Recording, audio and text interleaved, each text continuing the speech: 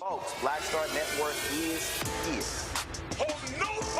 I'm real revolutionary right now. Support this man, Black Media. He makes sure that our stories are told. Thank you for being the voice of Black America, Roland. Stay black. I love y'all. All momentum we have now, we have to keep this going. The video looks phenomenal. See, there's a difference between Black Star Network and Black-owned media and something like CNN. You can't be Black-owned media and be scared. It's time to be smart. Bring your eyeballs home. You dig?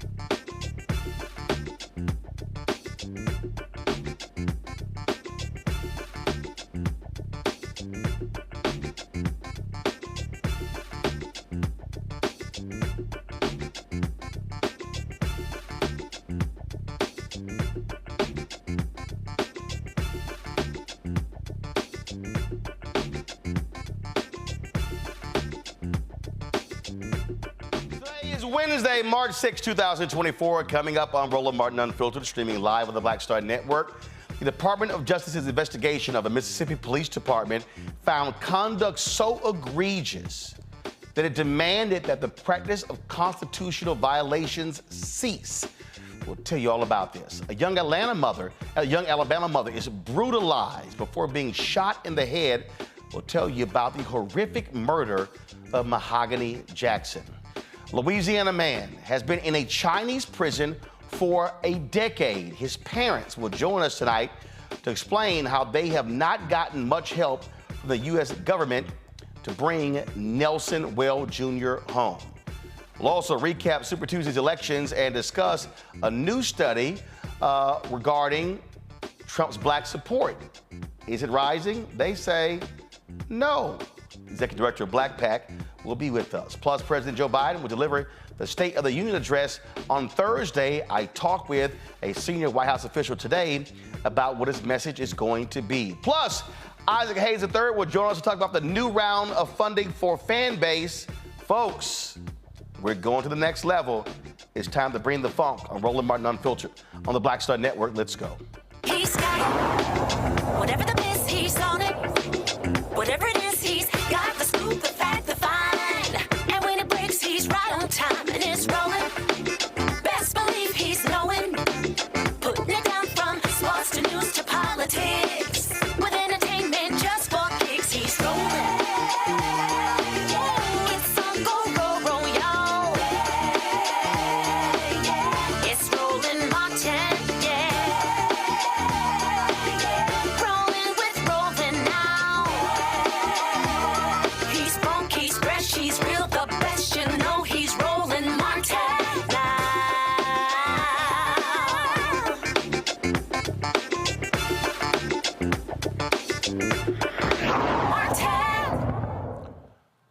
The Department of Justice issued demands to a Mississippi Police Department regarding them violating the constitutional rights of folks they have arrested. The DOJ found that the Lexington Police Department imprisoned people for outstanding fines without assessing whether they can afford to pay them. The DOJ said the practice must stop and the city must stop enforcing unlawful arrest warrants for people with outstanding fines.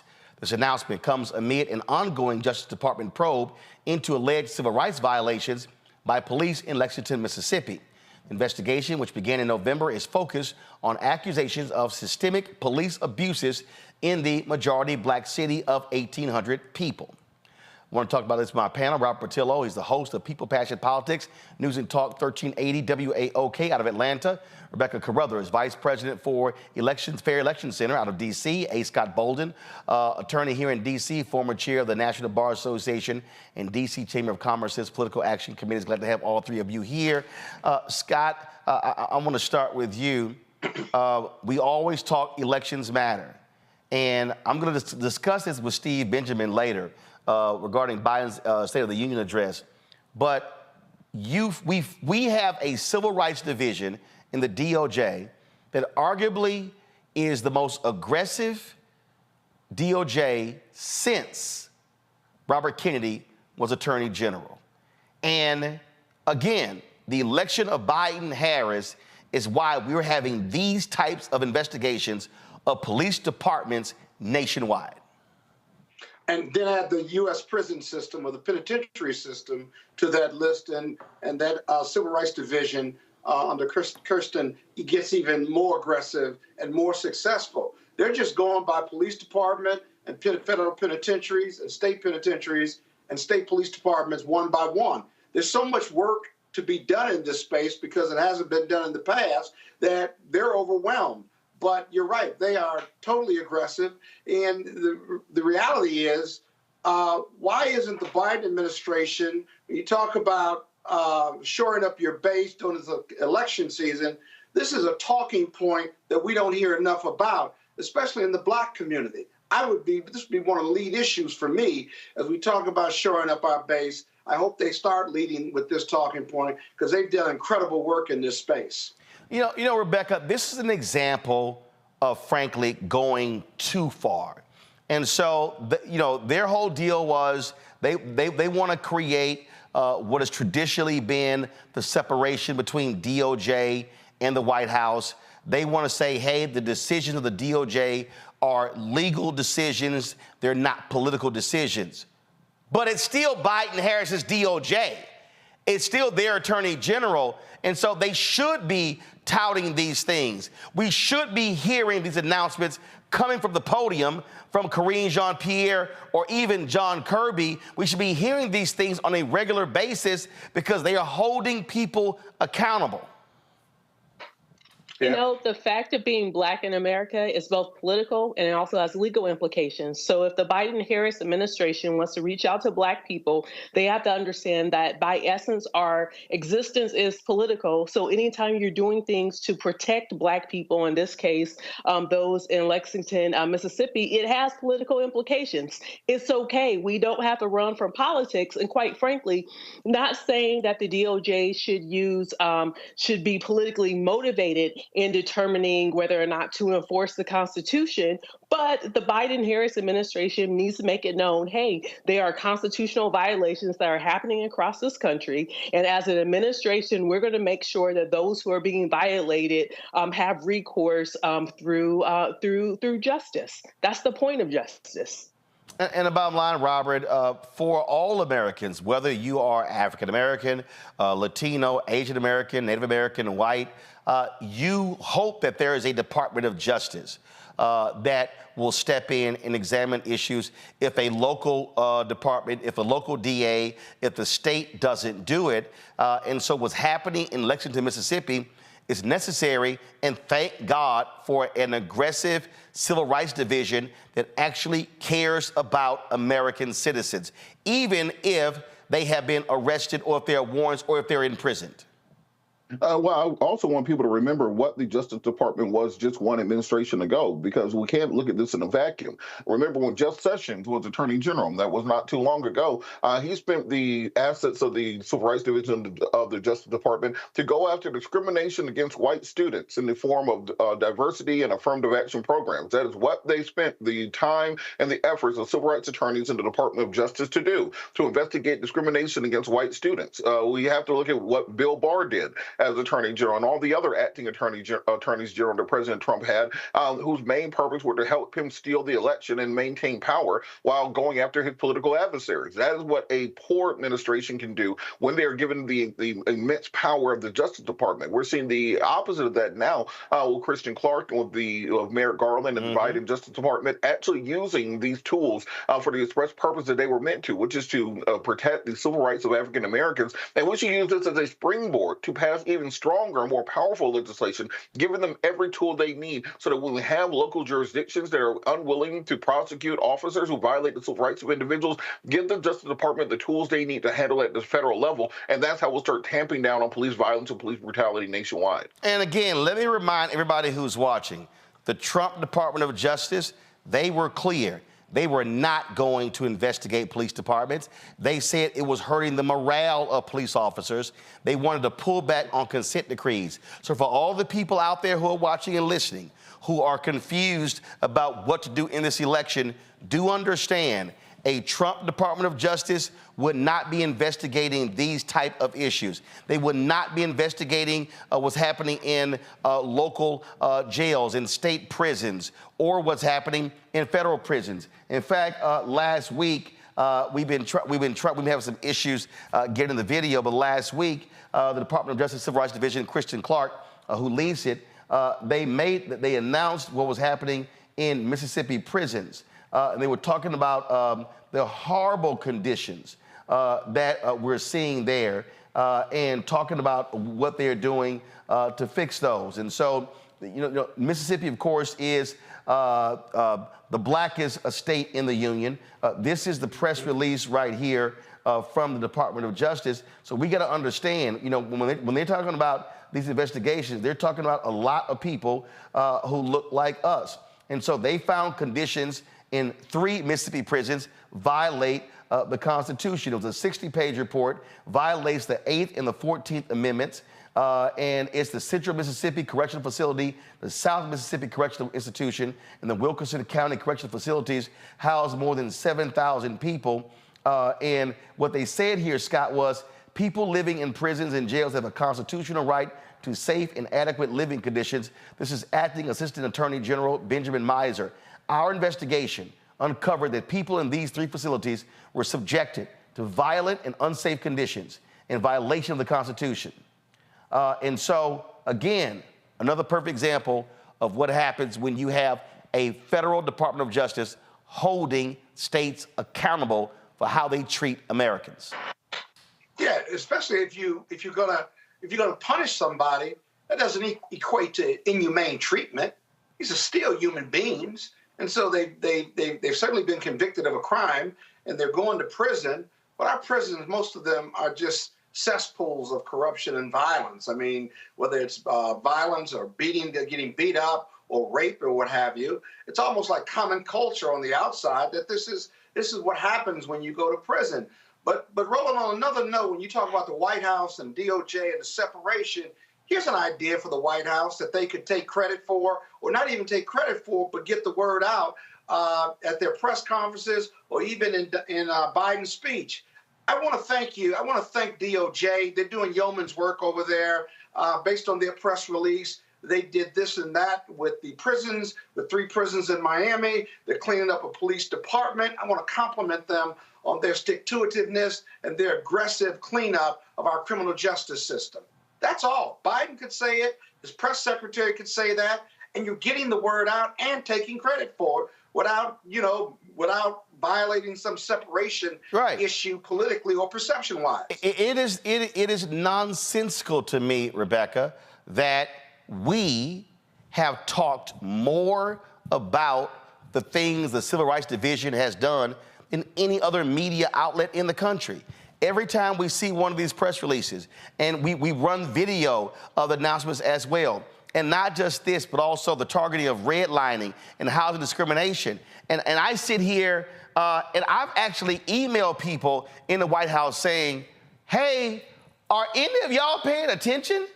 I mean, I've literally said, y'all talk about every damn thing else. How in the hell are you not talking about this here? In fact, go back to my iPad.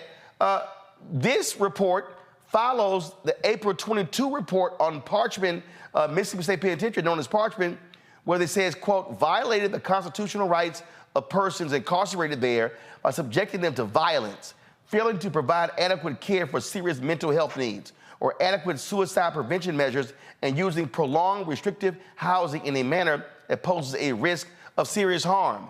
I don't understand why Biden's top advisors are not making sure that he is mentioning this, or the press secretary. It's literally the dumbest thing I've ever seen.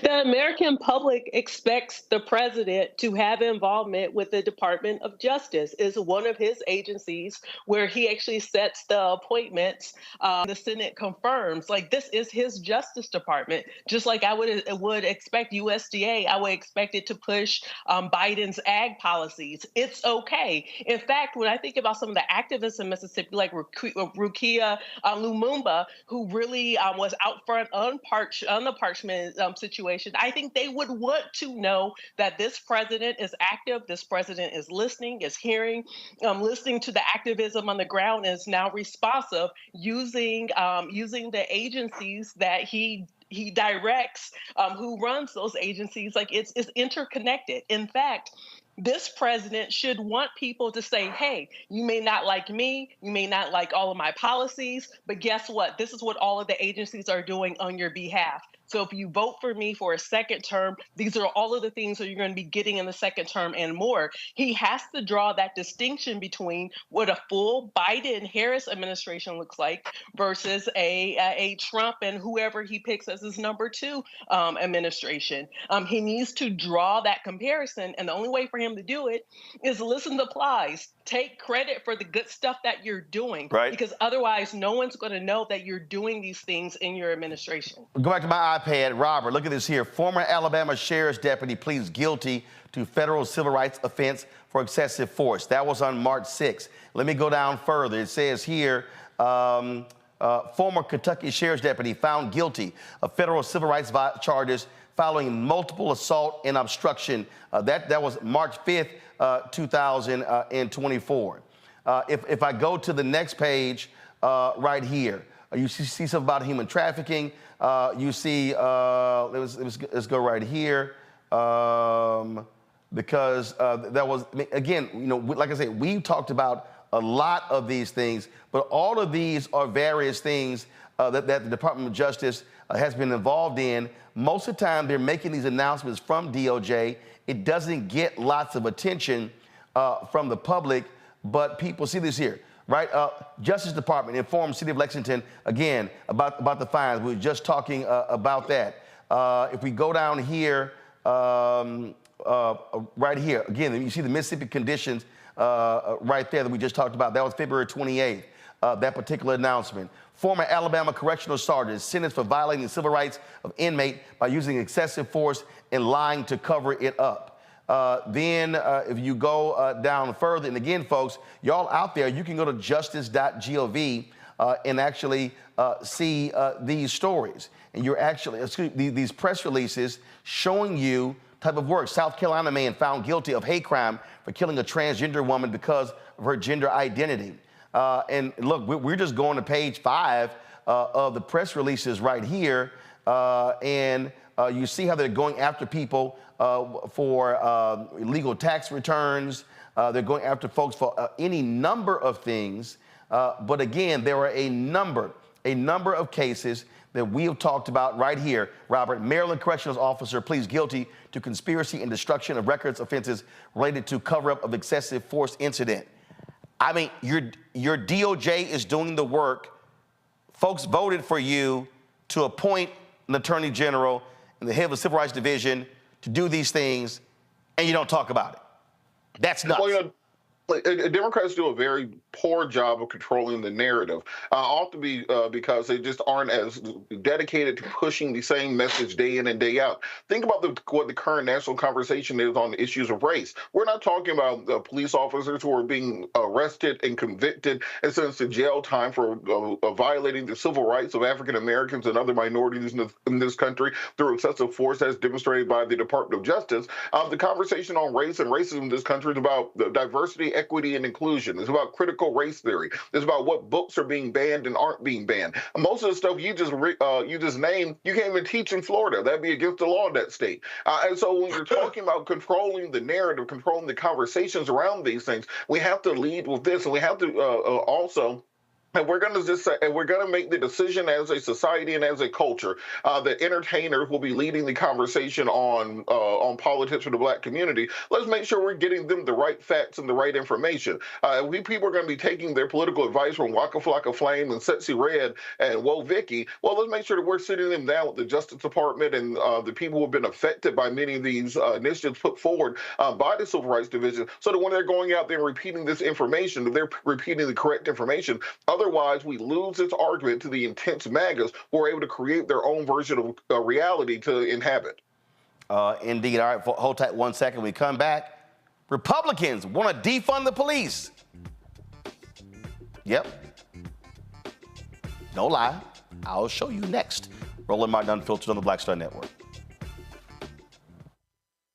Hatred on the streets, a horrific scene, a white nationalist rally that descended into deadly violence. White people are losing their damn minds. As an angry pro-Trump mob storms the U.S. Capitol, we're about to see the rise of what I call white minority resistance. We have seen white folks in this country who simply cannot tolerate Black folks voting. I think what we're seeing is the inevitable result of violent denial. This is part of American history. Every time that people of color have made progress, whether real or symbolic, there has been what Carol Anderson at Emory University calls white rage as a backlash. This is the rise of the Proud Boys and the Boogaloo Boys. America, there's going to be more of this. Here's all the Proud Boys, guys. This country is getting increasingly racist in its behaviors and its attitudes because of the fear of white people. The fear that they're taking our jobs, they're taking our resources, they're taking our women. This is white fear.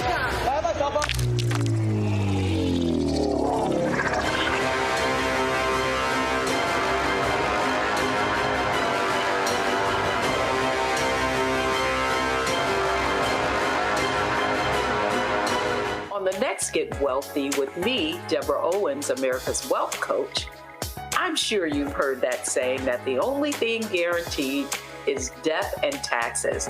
The truth is that the wealthy get wealthier by understanding tax strategy.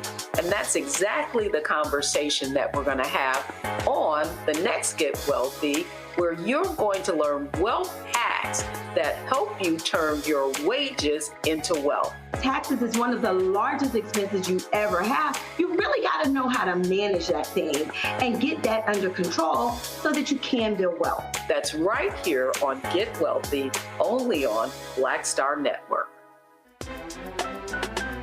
I'm Faraji Muhammad, live from LA. And this is The Culture. The Culture is a two-way conversation. You and me. We talk about the stories, politics, the good, the bad, and the downright ugly. So join our community every day at 3 p.m. Eastern and let your voice be heard. Hey, we're all in this together. So let's talk about it and see what kind of trouble we can get into. It's The Culture, weekdays at 3, only on the Black Star Network. Farquhar, executive producer, Proud Family. You're watching Roland Martin Unfiltered.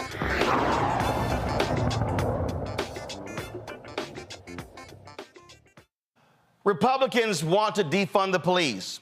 Yep, no lie. They've been criticizing Democrats for the last several years for that, lying about that as well. But Speaker Mike Johnson, he literally said this today. Listen. We have advanced, and we also advanced, as you've seen the summary, cuts to some of the agencies that we believe are really overreaching and have been turned in some ways against the American people.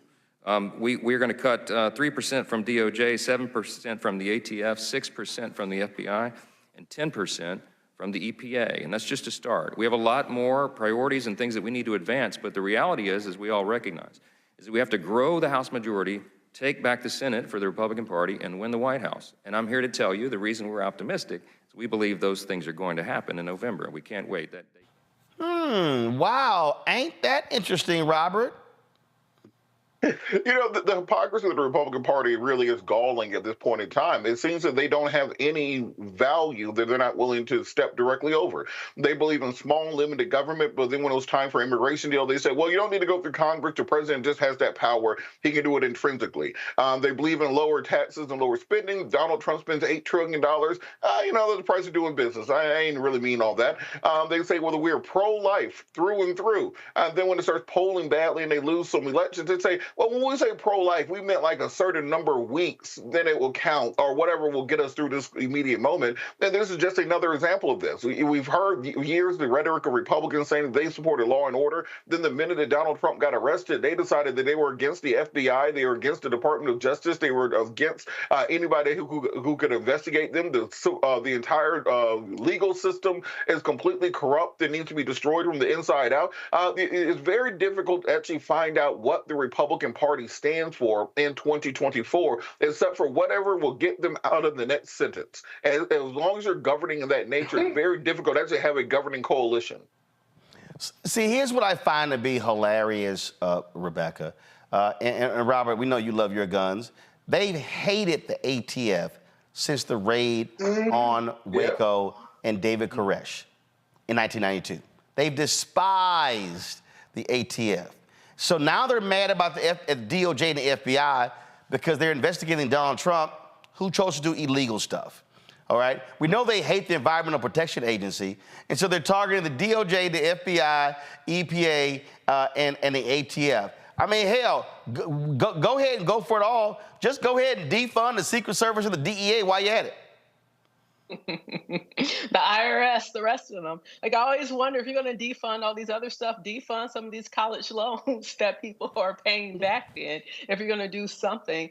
Here's the bottom line, is that once again, the Republican Party is showing that they're not serious with having true policy solutions to help the American people. That's the first thing. The second thing is, as much as he's saying this, you know what? I wish reporters will push back and say, okay, these are the things you want to defund. But by the way, let's talk about Project 2025 and the plans that Republicans are putting together with how they would unleash an attack against civil liberties in this country for the American people. So, like, while I hear what he's saying, I'm more concerned about the stuff that they're trying to do quietly, because, quite frankly, there's a clear contrast between if you're going to have a Democratic-led House and Senate versus having a Republican-led House and Senate. And I think that Democrats should take advantage of these moments and actually show clear distinctions and start talking about, hey, this is what we'll do if you all vote to put us in charge in 2025. And this also is one where, frankly, Scott, Democrats should be far more aggressive at hitting Republicans, showing their hypocrisy, and showing how fraudulent they really are. They'll run that video of that press conference that you just ran and said Republicans want to defund the police, and just run it over and over again. And while you're doing that, overlay that with a video of Donald Trump's folks beating the hell out of cops on January 6th. Exactly. And you know, there's another agency they hate too, and that's DOE. So they got a lot of agencies that they hate, but services their constituents. But here's a research project, Roland. What about this? Name me one Republican-driven bill where the Republicans held hearings, worked with Democrats in a bipartisan way, and passed a piece of legislation that helped America, helped their red states and blue states. Can you name one? Well, first of all, the House, I can't name one. The House has only moved about 30 bills. That includes renaming of post offices. So they frankly haven't done jack in the past year. Right. And not only they party or no, but they do these investigations and they get on TV and they do all these other things. But if I'm a Republican elected congressman or woman, what am I doing? What's my job? I fundraise consistently for 2 years. I get on Fox News. I fight the president. I say no to everything. I play politics, right? But a substantive investigation or a substantive piece of legislation that is Republican-led and driven, that leads America, name one bill that does that, that's got the Republican lead on it. And I just can't name one. I guess you've been kicking it with Texas Congressman Chip Roy, because this is what he said on the House floor. The gentleman from California. I'm sorry, California. I would note that we've only really had now 2 people speak in opposition to the bill out of the 40 minutes it's been on the floor. And that's just the reality of what we deal with here. The fact of the matter is, all of this is a shell game. Last year, Republicans were presented with a bill that was supposed to cap spending at $1.59 trillion. Now we have legislation that will do no such thing. Republicans will go around and they'll talk about how they scored major wins, how they somehow delivered for the American people. The fact of the matter is, we did no such thing. We signed up for caps at $1.59 trillion. We could have had $1.56 trillion if we would have passed a CR this year that would have triggered the caps. Limit safe growth that we passed was $1.471 trillion, but we're not doing that. We're going to blow the lid off of caps at $1.66 trillion. That's what we're actually going to do. While my Republican colleagues are going to run around and say that they somehow delivered cuts by saying $24 billion in cuts off of a CR that not one member of this body could come down to the floor and explain. And I would take that challenge. If any member of the body can come down and explain to the American people in terms that they can understand, explain it, exactly what the cuts look like. Because what you'll get are things like, oh, we cut 7% out of the FBI. But what they won't tell you is 95% of that cut is eliminating an earmark from Richard Shelby, because Richard Shelby is no longer here to defend his pet project building back in Alabama. And they're going to say, oh, look, we're cutting the Department of Justice and the FBI. But the truth of the matter is, we didn't get any of the major wins that we worked all last year to get. All of these things, like defunding the sanctuary cities, refusing to report criminal aliens, gone. All of these measures are not in the bill. I rise in opposition to this legislation. I hope my Republican colleagues will oppose it. We deserve to deliver for the American people the way we said we would, to cut spending and secure the border of the United States. Well, that's right there is an ad. We didn't do jack. How you pour that up like that? That was good. That was good. You didn't know what I was going to say at all. This ain't my first rodeo. I've done it before, Scott. That was good. I like that. Go right ahead. Go on with your baby. That's how we do it here. All right. That's how we do it. All right, gotta go to a break. We come back. A brother's been held in a Chinese prison for 10 years. What is the State Department doing to get him out? We'll talk with his family next. And also, North Carolina Republicans have nominated a crazy, deranged, sick, and demented black man as their nominee for governor. Wait till we show you videos of him saying, first of all, he's a Holocaust denier. He said the civil rights movement wasn't jack. And ladies, guess what? He said, y'all should not have the right to vote. Oh, yeah, I got all of it. We're going to show you right here in Roland Martin Unfiltered on the Black Star Network. Be sure to join our Black Star Network, Bring the Funk fan club. So you're checking money order to P.O. Box 57196, Washington, D.C., 20037-0196. Cash App, $RM Unfiltered, PayPal, R Martin Unfiltered. Venmo is RM Unfiltered. Zelle, Roland at RolandSMartin.com. Roland at RolandMartinUnfiltered.com. We'll be right back. Next on the Black Table with me, Greg Carr. Democracy in the United States is under siege. On this list of bad actors, it's easy to point out the Donald Trumps, the Marjorie Taylor Greens, or even the United States Supreme Court as the primary villains. But as David Pepper, author, scholar, and former politician himself says, there's another factor that trumps them all and resides much closer to many of our homes. His book is Laboratories of Autocracy, a wake-up call from behind the lines. So these state houses get hijacked by the far right, then they gerrymander, they suppress the opposition, and that allows them to legislate in a way that doesn't reflect the people of that state. David Pepper joins us on the next Black Table, here on the Black Star Network. Grow your business or career with Grow with Google's wide range of online courses, digital training, and tools. Gain in-demand job skills with flexible online training programs designed to put you on the fast track to jobs in high-growth fields. No experience is necessary. Learn at your own pace. Complete the online certificate program on your own terms. Stand out to employers, get on a path to in-demand jobs, and connect with top employers who are currently hiring. Take one professional career certificate program or all 6. Earn a Google Career Certificate to prepare for a job in a high-growth field like data analytics, project management, UX design, cybersecurity, and more. All professional career certificate programs must be completed by December 31st, 2024. Scan the QR code to complete the application. There are 1,000 scholarships available. Grow with Google and J. Hood and Associates. Be job ready and qualify for in-demand jobs. For the last 15 or maybe 16 years, 18 years, I'll say, since when I moved to LA, I hadn't had a break. I hadn't had a vacation, probably a week vacation here or there. Right. This year, after I got finished doing Queen Sugar and we wrapped it out, because I knew I had 2 TV shows coming on at the same time, I said, I'm going to take a little break. So I've been on break for the first time, and I can afford it now. Praise God. You know what I'm saying? Right. So I can afford it. I'm like, I can sit back and ain't got nothing to worry about, man. But this was the first time in almost in 2 decades that I've actually had time to sit back and smell the roses.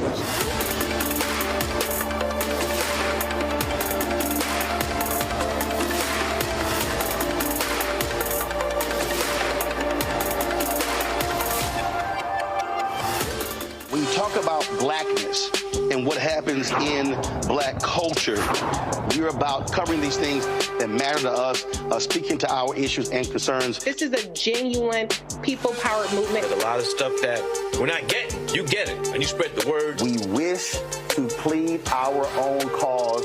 Too long have others spoken for us. We cannot tell our own story if we can't pay for it. This is about covering us. Invest in black-owned media. Your dollars matter. We don't have to keep asking them to cover our stuff. So please support us in what we do, folks. We want to hit 2,000 people, $50 this month, raise $100,000. We're behind $100,000, so we want to hit that Your money makes this possible. Checks and money orders go to P.O. Box 57196, Washington, D.C. 20037-0196. The Cash App is $RM Unfiltered. PayPal is R Martin Unfiltered. Venmo is RM Unfiltered. Zelle is Roland at RolandSMartin.com.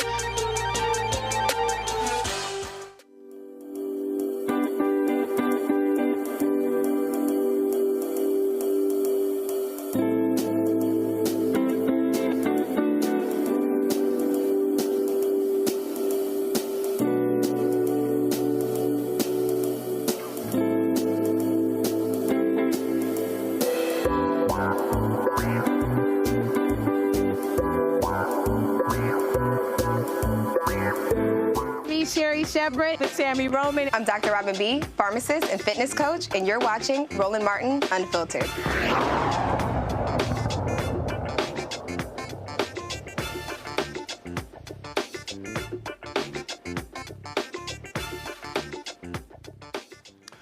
Louisiana couple's son has spent the last 10 years in a prison in China trying to bring him home. Nelson Wells Jr. was arrested in China on drug charges. He was convicted and sentenced to death in 2014.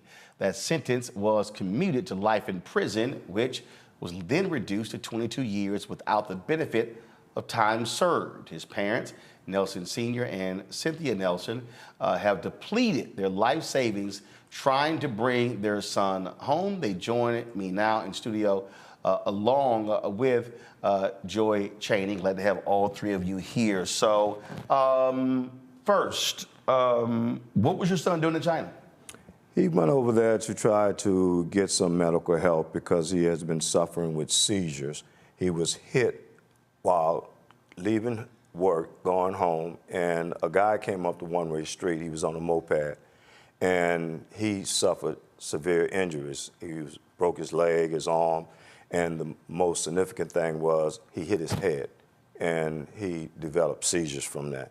So upon his medical recommendation, they wanted to try to see if they can get some medication that can control these seizures. And his physician told him to go over there and talk to, some of the Chinese doctors over there that might have something that would be able to help him. Now, when he got hit, that took place here or in China? In Japan. In Japan? In Japan. So he got hit in Japan, and his doctors in Japan told him, try to go to China to see if there's some medication to help. Right. That's basically how it all started. All right, so he goes to China, and then what happened? Well, now this is where it gets tricky. While he's in China, we are only told by the Chinese government what happened. So while he's there, it doesn't work out for him. He's coming home. And in the process of coming home, there was an individual that I guess Nelson knew or possibly met. And they became associates or whatever the case may be. I haven't gotten his story as of yet. I was unable to get his story because he hasn't been able to tell me anything, because if he does, our phone calls will be disconnected. So we keep it generic. Meaning Nelson? Yes. Okay. So you haven't talked to this friend?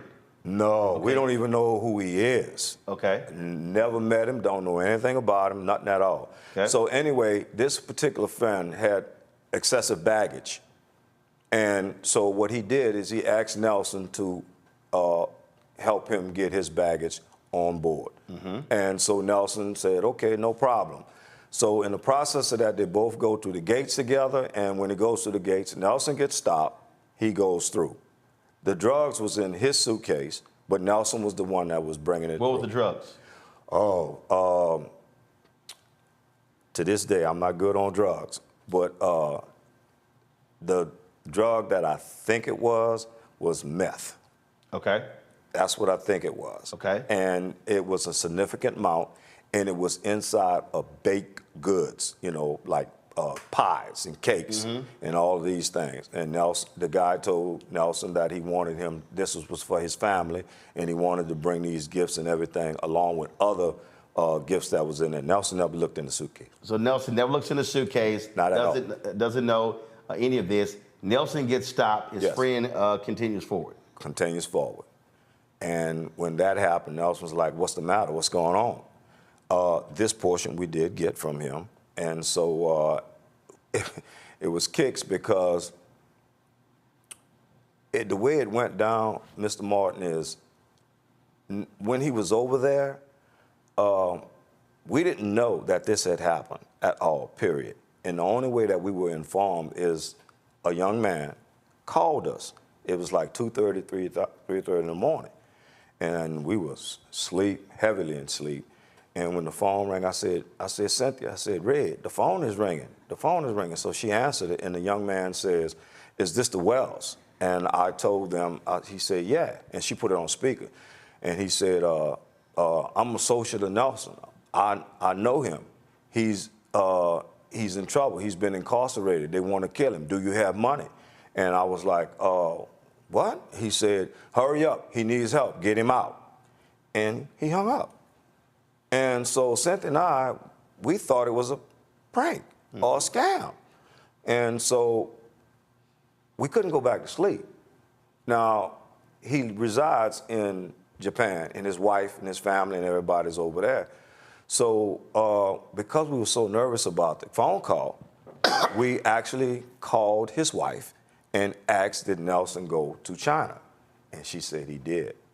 And in the process of that, well, now we thinking, this might not be a prank. It might not be a scam. So at this point, we decide that let's look into this. So we called the embassy, the Chinese embassy, and we say, look, we believe that our son may be incarcerated. Chinese embassy where? In Beijing, I believe it was, we called it. Yeah, I think it was Beijing. And we asked them, we said, listen, we believe that our son has been detained. We need you all to find out and verify, is this true? So the embassy went to searching for him, and they called us back and said, well, we don't have him. We don't know anything about it. So a couple of weeks went by, and after all these weeks went by, we started saying, well, we haven't heard from him. And he calls us all the time. He don't miss special occasions. And so our wedding anniversary go by, and we don't have no phone call from him. So it's like, okay, something is not right. So we inquired again, and still yet they don't have anything. So Cynthia, at this point, start using outside channels. We find him. And in the process of finding him, then we verify that this is true with Mr. John Cam, who's in San Francisco. He said he's not on my list, but he is there. So we then, in turn, forward this information to the embassy. The embassy goes find him. And as they find him, they come back and say, yeah, this is true. He's there. And we will do whatever we can to help y'all in this process. So at that point, Nelson is in the detention center. And I think 6 months go by. We are not in contact with him at all. So eventually, after about another 3 months, we finally get a phone call from Nelson, and he says, Mom,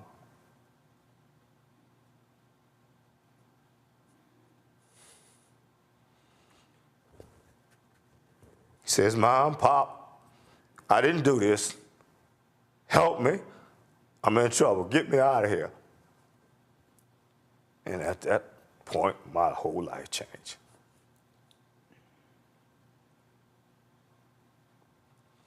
So now this is a reality.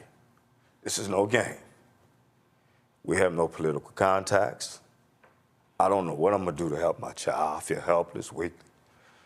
You know, so we get back in touch with the embassy, and we ask them to give us all the support and assist. We ask them, well, is there some lawyers y'all can help us out with? And this is kind of hard for Mr. Martin, so bear with me. He says, you tell me, they say, no, we can't do anything like that. All we could do is give you a list, and y'all can go from there. So Cynthia and I, we go down that complete list, and the lawyers that we're speaking with, you know, their language is English is, you know, it's a barrier.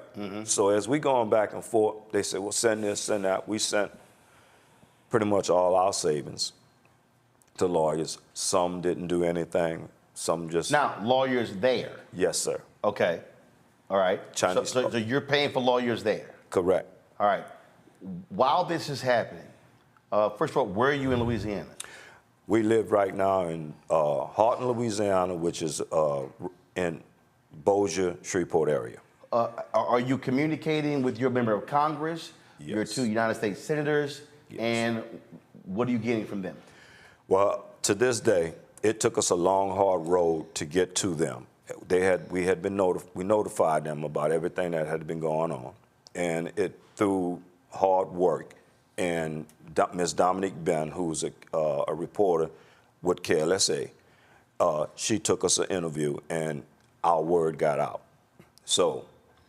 Now, hold on. Before that, I take it you're calling, you're emailing, you're writing, and no help. Your members of Congress are not responding? Nobody. We were out there on our own. It was like we were in the middle of the Pacific Ocean and nobody threw us a life raft. That's it. So we were out there with no experience, none of this stuff. But it didn't last that way forever. It only lasted like that for about, 8 years? And it's a long story, Mr. Martin. It took 8 years for y'all to, for them to connect with them, for them to listen? Yes. $80,000. Yes. So with that being said. Say it again, you said how much? Over $80,000. I depleted my savings, $80,000. I'm a retired veteran and disabled vet, and I was living comfortably until this happened. I told you, my whole life changed. So bring Joy in here. So Joy, you then, how do you come into this story? So Mark Morial, I was working, and I've been on your show before, I was working for Mark, and Mark and Mr. Wells are lifelong friends. Mr. Wells had reached out to Mark. At the time I worked for him, he asked me to do some work on it, and then I continued working on it, and even after I left the Urban League, I took them on as pro bono clients, along with a man named Peter Humphrey, who he and his wife had been in a Chinese prison from Britain, and they were released, and so Peter has dedicated his life to helping other families not feel so alone and to navigate this quagmire. It's very difficult. So with him in London and me in the United States here in Washington, D.C., and with so many friends that have come from that, including new friends, Angelo Greco, others, we have been making some traction.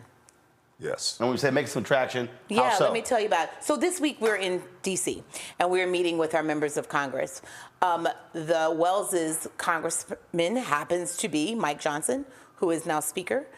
Your member of Congress is the Speaker of the House. Yes. How fortuitous. Yes. And then, of course, our 2 senators from Louisiana, Senator Kennedy and Senator Cassidy. The attention from the press and others, and Ms. Dominique Ben certainly focused everyone's attention on this case. And with that, we were able to get responses. And now we have our senators, as well as others, including Troy Carter. Everyone is focused, and we are starting to get high-level conversations with the State Department, with others in the Chinese, in the People's Republic of China, and others to try to see what kinds of negotiations, what kinds of conversations can happen to help Nelson. Have y'all actually sat and met with Speaker Johnson? No, but what I can say is this. Not in person, but. But what I can say is this. Before Speaker Johnson became Speaker Johnson, he called me personally on the phone, and we had a 2.5 hour conversation. And in that conversation, he understood what I was asking for, and he promised me. He said, I will do everything in my power to assist you and your family in bringing your son home. Have y'all had direct conversation with both United States senators? We have. So today we met with Senator Cassidy in person in his office. Was that the first time y'all met with him? Yes. It is the first time. So in 10 years, this is the first time you met with one of your 2 United States senators? Yes. Yes, that's true. This is true. What about Kennedy? Not in person. Not in person. But we have spoke with his staff. No, have you talked to him? No, sir. Not Kennedy. So in the decade, you haven't talked to Kennedy. You're here. Is his office setting up time for y'all to meet with him? We're working on it. We've met with his staff. And, you know, no, that's the staff. I'm talking about him. We hope to meet with Senator Kennedy soon. But we did meet with Senator Cassidy. We've had long conversations with Speaker Johnson. And I know you might say, well, why am I not holding their feet to the fire? No. I'm just putting it out because I want to understand all of the details. Those are the details here, and so we have not met with Kennedy. Gotcha. All right. So, what are your conversations? Who are you dealing with at state? We are working with the counselor. Counselor affairs. We don't give names, but we have been working with our State Department officials, with American Citizen Services, with the Office of Counselor Affairs in the State Department, and others. But I think the point is, it has taken 10 years to get this type of traction. And for those out there wondering, what does this have to do with you? You could be traveling anywhere in the world, and if something happens to you, especially in a country, where our diplomatic relations are not always the strongest, you could be out there on your own. There is not a lot of recourse for you, and we've had to make everything up on our own, generating our own press, generating our own interest. And it's not like someone immediately comes and says, here, I want to help. We have a website, nelsonwellsjr.com. I encourage you all to take a look at it. Hopefully you all will put it in the notes. And we, have a GoFundMe page and more about our story there. But it has taken 2 years of my dedicated work, Mark's dedicated work, but 10 years of this family's prayers and dedication to even get to the point we are at right now. Well, the reason I was asking those questions is because go to my iPad about 18 years ago, when Dallas Austin was arrested for a small amount of drugs in Dubai. They were going to throw him in prison for a very long time. And it was then Utah Senator Orrin Hatch, Quincy Jones, and Lionel Richie who were able to intervene.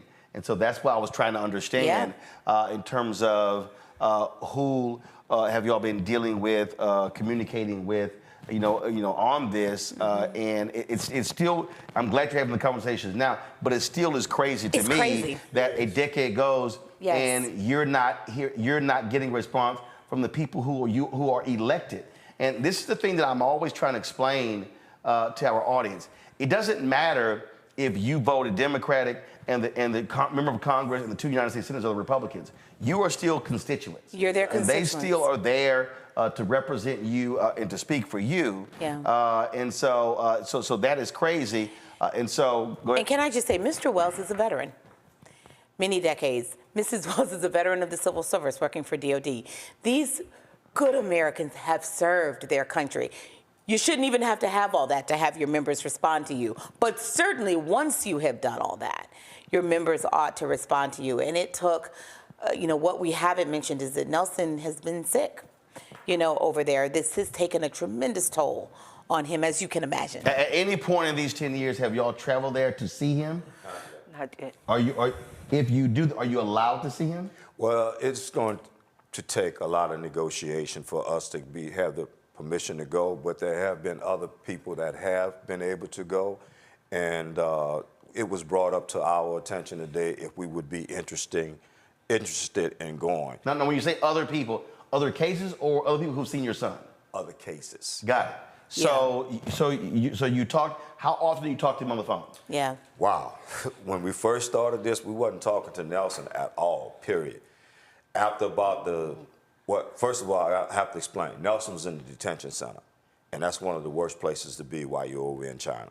So once he was able to get out of the detention center, which he had to voluntarily say, in order to get out of there, to be able to, get the things that he needed. He had to admit guilt? He had to plead guilty, okay. yeah. Yes, sir. So he admitted the guilt. And in the process of admitting the guilt, now he's incorporated into the prison system. And while he's there, they are allowing him to make phone calls to us now. How often? It started off where we would get a phone call like once every 6 months. And what is it now? Now it's a lot better. We're getting calls.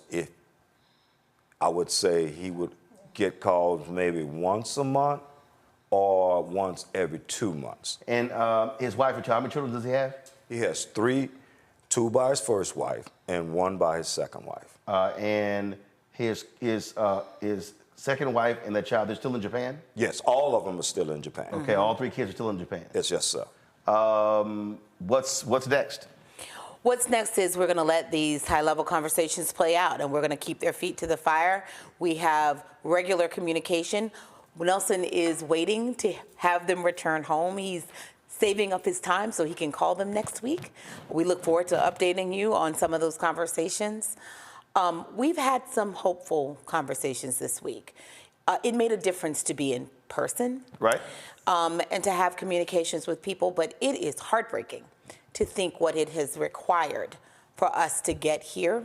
Yes. Our attention has meant that Nelson has got more frequent visits by American Citizen Services in Beijing. But let me tell you, if you're overseas and you get caught in this situation, right, you get to know a officer. Every year and a half, they change out. Very hard. Yes. On prisoners. How many people have you all met over the years, ACS officers? Probably at least 8. Maybe Yes. 10.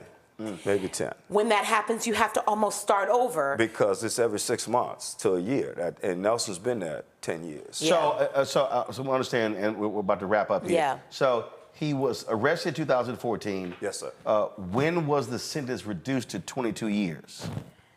2019. And those 5 years, there was no time served. No time served. Yeah. So from 2019, you got to add. So you're talking about he'll be released 2042, 2041. He'll be released in 2041.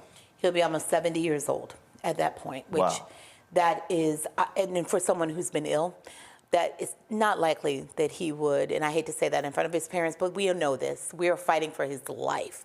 We are fighting for Nelson Wells Jr.'s life, and we really need you all to fight for his life as well. I really would love for you all to take a look at our website, NelsonWellsJr.com. Figure out a way that you can help this family. And also, we need your prayers. Yes. We need your prayers. We'll take that too. We'll take that too. Final comment. I'm just thank everyone that has helped us this far with the prayers, the monetary donations, the work that they've put in. But we just got to keep pushing because, like Nelson said, Mom, if you don't hurry, I'm going to die. I don't want to die here. So please, please help him to get back home. I've never met 2 of his children, so we would love to come meet them. You know, it's just been a long journey, and of course we had to close our mouth with the threats. You know, don't talk about it. So that too played a part on, you know, getting it out public. But just continue to pray and go to our website, and thank you. Thank you, Mr. Rowland. Thank you. We really appreciate it. Well, I appreciate it. Certainly keep us abreast of what happens, and we certainly hope this comes to conclusion and you'll be able to see your son, Nelson, as soon as possible. Thank you, Mr. Martin. All right, we appreciate it. Folks, we'll be right back. Roland Martin Unfiltered right here on the Black Star Network. On the next, A Balanced Life with me, Dr. Jackie, just who do you think you are? And maybe more importantly, who is it that you think you're trying to please? The answer to that second question is really wrapped up in the first. Think about that, being the true, authentic you, no matter the circumstance. But we learn the art of forgiveness, not only of forgiving one another, but forgiving ourselves. And we also learn how to love ourselves so that we can love each other. That's next on A Balanced Life, here on Black Star Network. I'm Dee Barnes, and on the next frequency, Professor Janelle Hobson joins us to talk about hip-hop and its intersection with feminism and racial equality, plus her enlightening work with Ms. Magazine and how the great Harriet Tubman connects with women in hip-hop. So it was not hard for me to go from Harriet Tubman to hip-hop, honestly, because it is a legacy of Black women's resistance and Black women supporting our communities. That's what Harriet Tubman did. That's on the frequency on the Black Star Network. Hatred on the streets, a horrific scene, a white nationalist rally that descended into deadly violence. White people are losing their damn minds. as an angry pro-Trump mob storms the U.S. Capitol. We're about to see the rise of what I call white minority resistance. We have seen white folks in this country who simply cannot tolerate black folks voting. I think what we're seeing is the inevitable result of violent denial. This is part of American history. Every time that people of color have made progress, whether real or symbolic, there has been what Carol Anderson at Emory University calls white rage as a backlash. This is the rise of the Proud Boys and the Boogaloo Boys. America, there's going to be more of this. Here's all the Proud Boys, guys. This country is getting increasingly racist in its behaviors and its attitudes because of the fear of white people. The fear that they're taking our jobs, they're taking our resources, they're taking our women. This is white fear.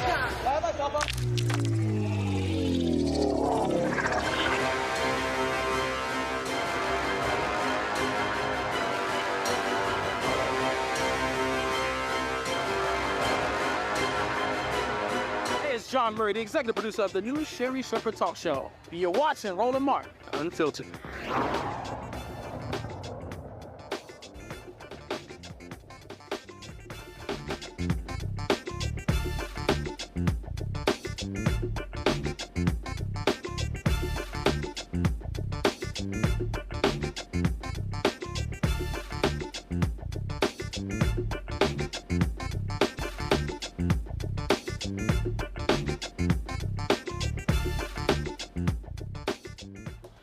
All right, folks, there's been a lot of talk about these mainstream polls showing Donald Trump getting in excess of 20% of the black vote in the election, where the folks at Black PAC partnered with Cornell Belcher's firm, Brilliant Corners Research and Strategies, to survey black voters, and the results are a lot different than what is being reported in these other polls. Adrian Shropshire is the executive director of Black PAC, joins me now from LA. Adrian, glad to have you on the show. So what does your poll say that makes it so different than all the rest of this stuff we've been hearing for the past several months?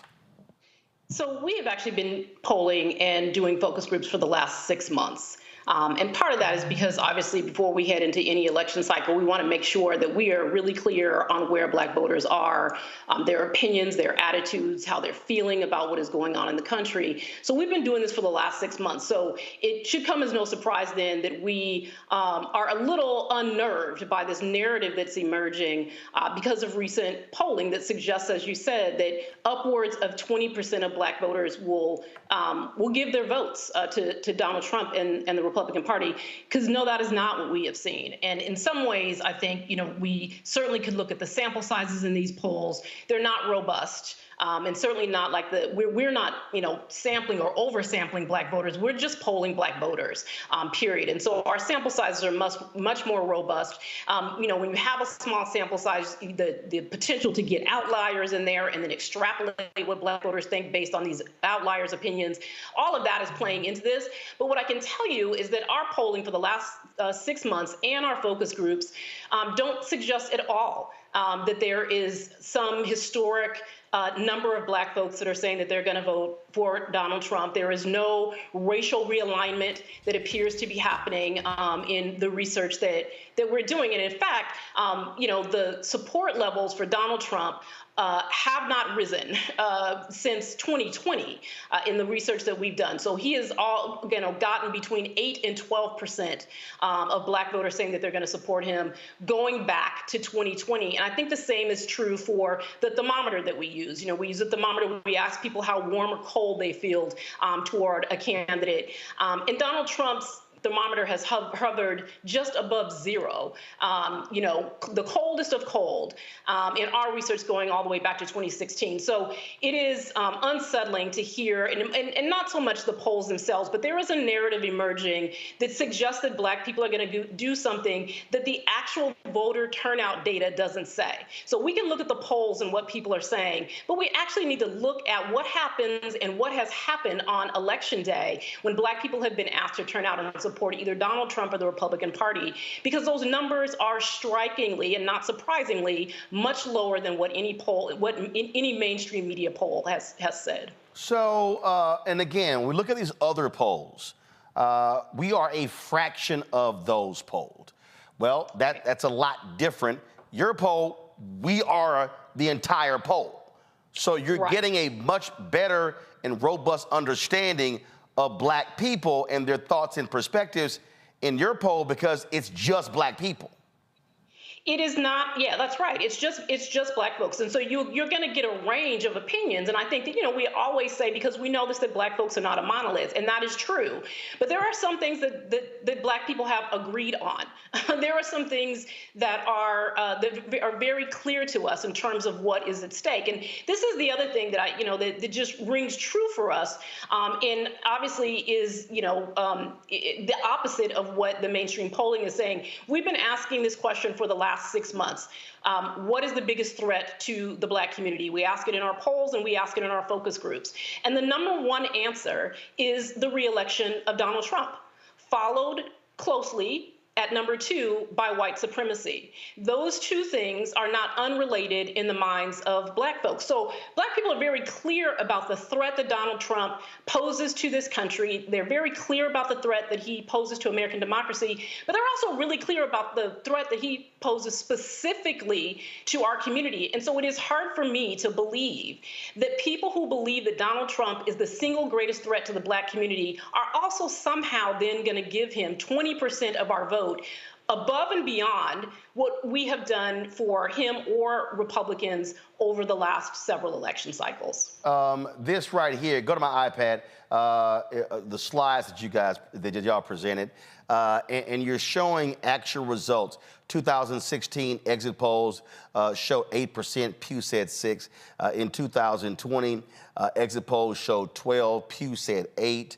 And then in 2022, exit polls show 9, and it was 6. But one of the things that polls of Terrence Woodbury show is that it does. Now this is what I try to explain to people. This is national overall, but depending upon the state, that's different.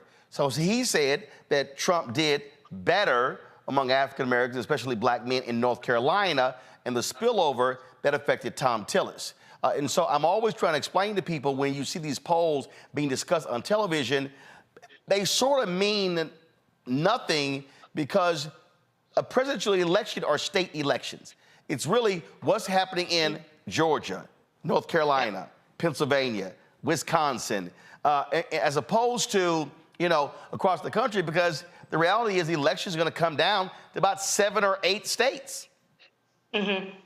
Yeah, so so our polling is both national polling and battleground polling. So it is trying to get a specific lens on the individual states, where we know that we know those states are going to determine the outcome of the election, but we also know that Black voters will be determinant in some ways in many of those states. I mean, what I will say is the numbers that you showed, the sort of exit polls versus Pew, the Pew numbers are the actual after the fact data, right? So it is going back and looking through who actually showed up, right? And not just the exit polls, which are always slightly higher than the actual turnout numbers and support numbers. So when we look at the Pew numbers, those are the ones that we use to say that this is what happened on election day, not the exit, because the exits are always a little bit off. The thing that I will say, though, is that even when we look at the individual states, we aren't seeing, again, like what the national polls are suggesting right now is actual racial realignment within the parties.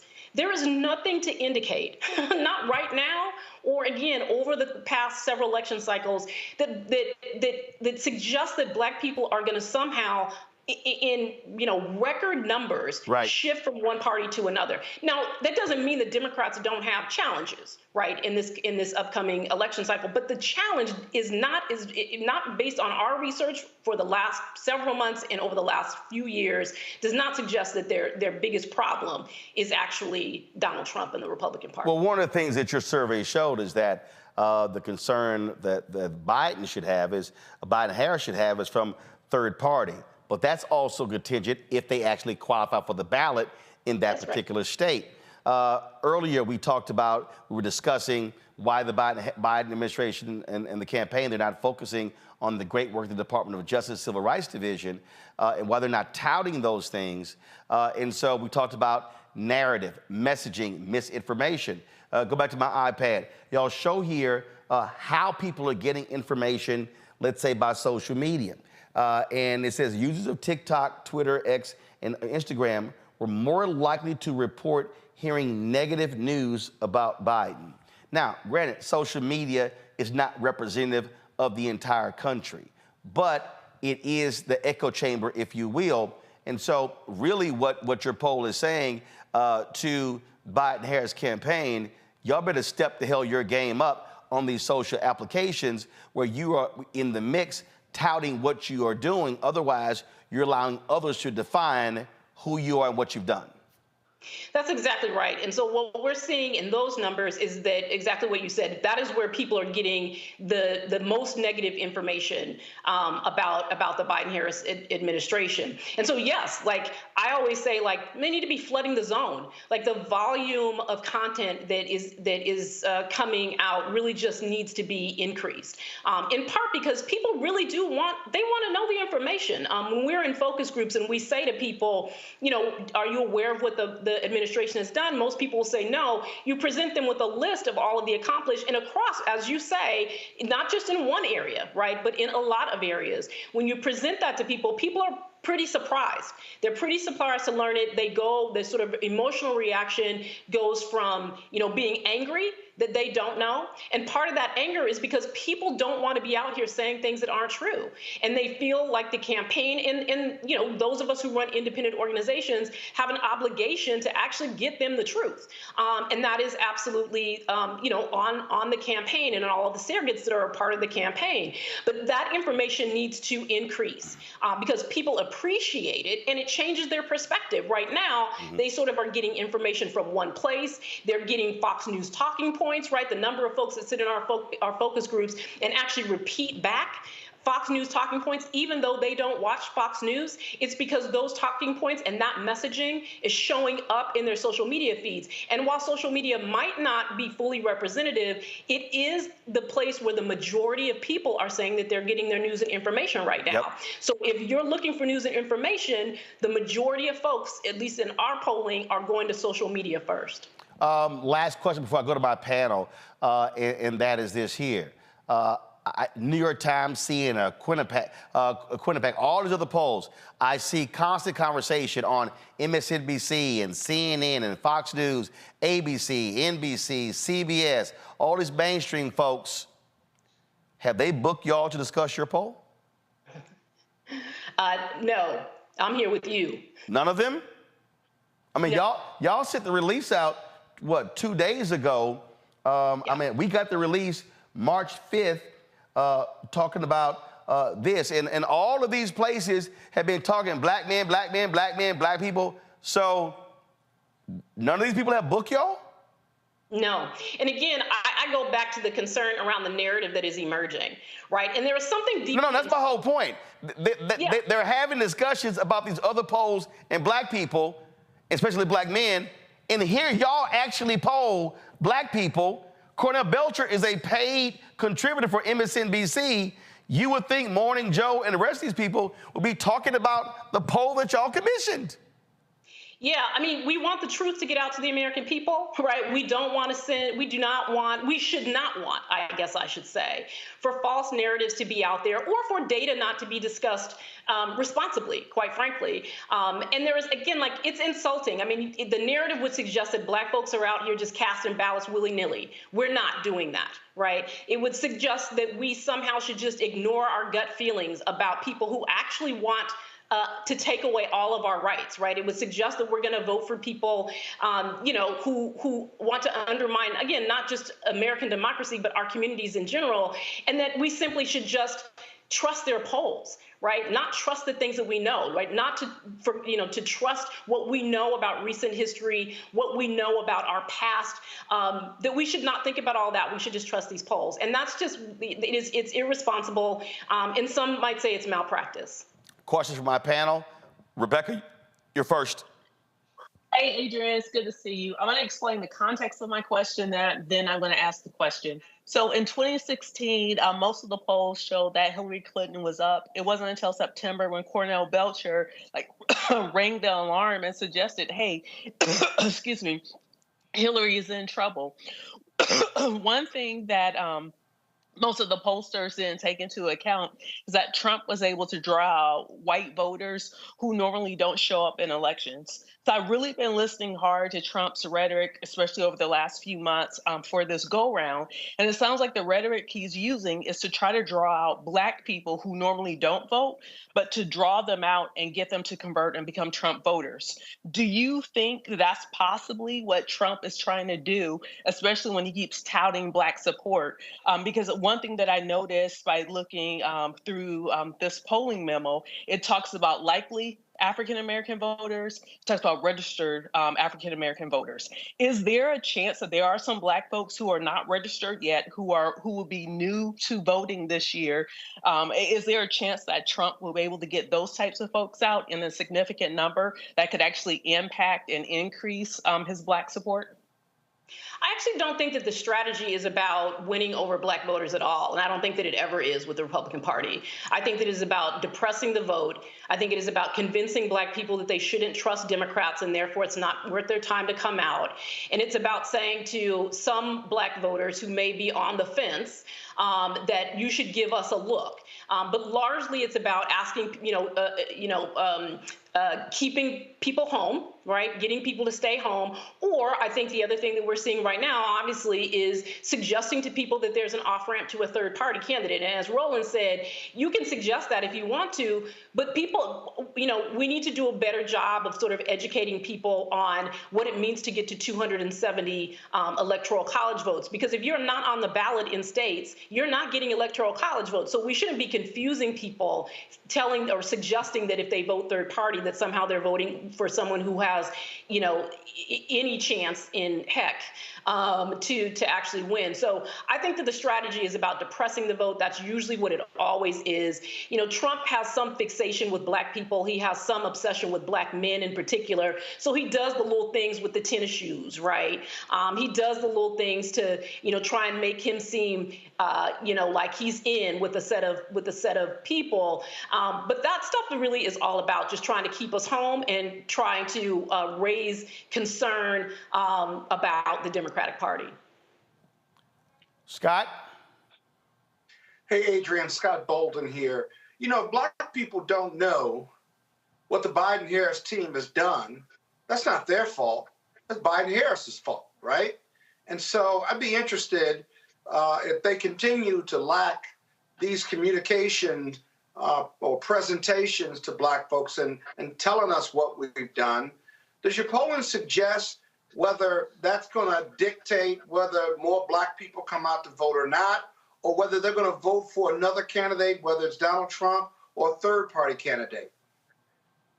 Yeah, so I would look to both our polling and our focus groups for the answer to that question. So when we ask folks what they've heard, oftentimes it's very little. And, in our focus groups in particular, people are very animated about it, right? Mm-hmm. They're very clear that they have not heard anything. And once we present it to them, though, once we say, well, here are the things, right? Here are the things that we have said as a community are important to us, and here are the things that the Biden-Harris administration have done. People, again, as I said earlier, they're surprised. They're not happy about the fact that they don't know. And they're confused, right, about why they don't know. So, but once you present that to them and you allow people to talk about it, their perspective changes. They say, oh, I didn't know that. Oh, I'm gonna give Joe Biden points for that, right? Or they say, well, I graded him at the beginning of the focus group. I gave him a D, but I didn't know he did all this, so I'm gonna give him a B, right? So people change their perspective. And it is important. Again, that's why it's the volume that matters. And we know that Democrats are historically not good at messaging. They're not good at tooting their own horn. They're not good at any of that. In a focus group a couple weeks ago in Detroit, a man said, you know what, Joe Biden needs to start running his mouth. And that's exactly what people want. They said Joe Biden needs to start bragging, like say all of the things, because we know what Trump said he did, whether he did it or not. We know what he said he did, and we remember it, from 4 years ago or 3 years ago now, and we know what he is saying, claiming that he did now because he talks about it. He puts his name on every single thing, and that Joe Biden needs to start doing that. And one other point I'll make on this is that people, even when they do know about the accomplishments, or even when they personally benefited from some of the policies that the Biden-Harris administration has moved, they often don't connect it to Joe Biden. So people will say, "Oh yeah, I got my student loan forgiven, but I didn't know that was Joe Biden." Or I paid my rent because of the American Rescue Plan, but I didn't know that was Joe Biden, right? So there is this thing about putting your name on it. Say you did it. Let people know that you did that. Right. Thing. People love Dark Brandon, right? So pull him out and let people know that you did the things. But it's also important that they start talking about not just what they did, but what they're going to do. Yep. Right? Because we're getting to a point where people are going to say, okay, I got all that. That's cool. But there's some stuff that you didn't get done. So what are you going to do about that? So they do need to start transitioning to what they are going to do, not just what they did. Robert. I think that's a very important point that you're making. And what I've noticed, one of the problems is that Donald Trump has mastered the art of speaking on a 3rd through 7th grade level when he's talking about issues. An example I like to use immigration. If you ask Democrats what are you going to do on immigration, they say, well, we need a bilateral conversation with our friends within our hegemonic sphere of influence to create a pathway to citizenship, as well as increase border security, as well as creating something along the lines of something like that. Trump's answer will be wall. What can Democrats do to simplify their messaging down from a paragraph to something like wall that more people can understand and be able to rally around? Well, you just said it. It is simplifying the message. It's also what we see when we talk about the Democrats have done big things, and they say what, and we say the Inflation Reduction Act. Well, that doesn't mean anything to anybody, right? What is in the Inflation Reduction Act? Right, what has it meant for Black communities? We have to break those things down, and we have to talk about specifically what it means for our communities. So you said it, like we have to break. It's not that hard to break stuff down, and people don't actually care about everything, right? There are some things that are actually really important and really specific to our community, but we also have to start talking about the things that people feel, right? Like some of the stuff that we hear in our focus groups, this is about emotion. Right? When a woman in a focus group says the hardest thing for me to do right now is buy food for my daughter, that is unsettling, right? That woman is feeling something very deeply. She's afraid, right? And they have to begin to speak to that too. And that's part of what Trump does as well. So when you talk about immigration, what he's doing is stirring up fear in people. Right. And I know Democrats don't want to do that in that way, nor should they. Need to be careful about using rhetoric that is more divisive than is about bringing people together. But people are feeling very unstable right now. People are scared. Right. That thing about what's the greatest threat to the Black community? Number one, Donald Trump. People are scared. Right. They're terrified of another Trump re-election. So Democrats need to talk in ways that people can understand. They need to break down these big things for people so that they can see how it benefited them. And they need to talk more about what they're going to do on things that haven't been addressed yet. If people want to look at the poll itself and all information, where can they go to see it? Then go to blackpac.com. All right, blackpac.com, BLACKPAC.com. Adrian, we appreciate it. Thank you so very much. Thank you so much for having me. All right, folks, real quick break. We come back. Robert's running for office, and Megyn Kelly, she think he a flaming liberal. We're going to discuss that real quick when we come back. Roland Martin Unfiltered on the Black Star Network. Grow your business or career with Grow with Google's wide range of online courses, digital training, and tools. Gain in-demand job skills with flexible online training programs designed to put you on the fast track to jobs in high-growth fields. No experience is necessary. Learn at your own pace. Complete the online certificate program on your own terms. Stand out to employers, get on a path to in-demand jobs, and connect with top employers who are currently hiring. Take one professional career certificate program or all 6.